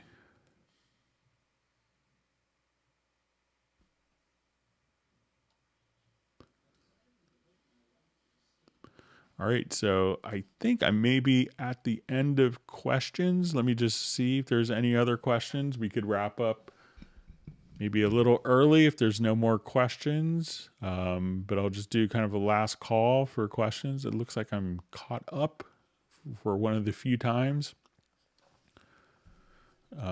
So if there's any other questions, please feel free to ask. If not, we'll wrap up and we can meet on Tuesday. So I hope that everyone has learned something. And if you have subscribed, if you're not subscribed to the channel, make sure you do that. And if you're, okay, so see some more questions coming in. So I see from Brianna, is there a difference between Apple and PC in reactions?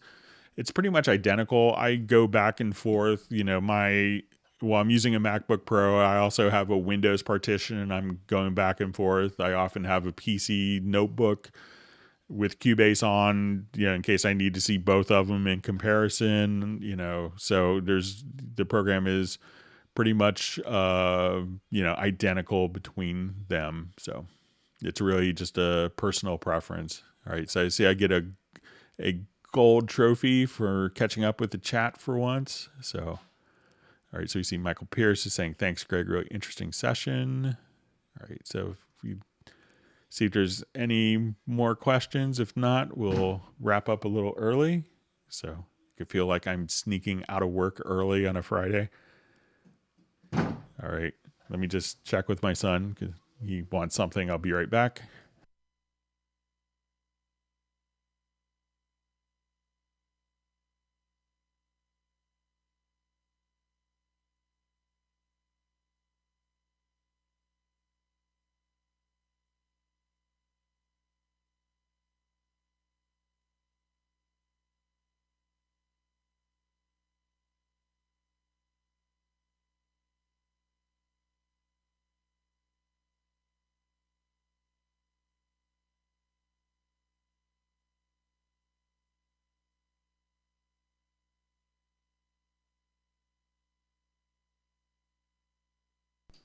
Okay, so let me just check again to see. Sorry about the delay. So,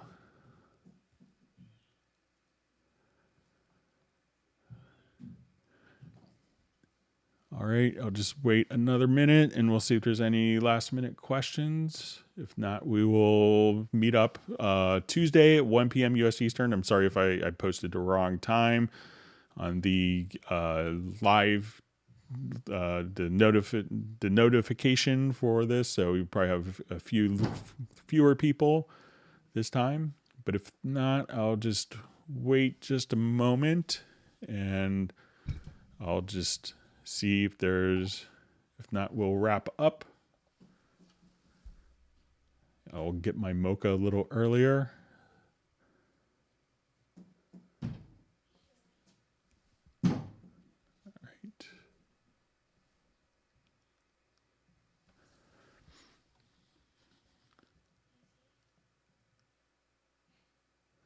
Okay, so with that, I think we'll go ahead and wrap up. I want everyone to have a wonderful weekend. Please stay safe and healthy, and we'll see everyone on Tuesday. Please take care.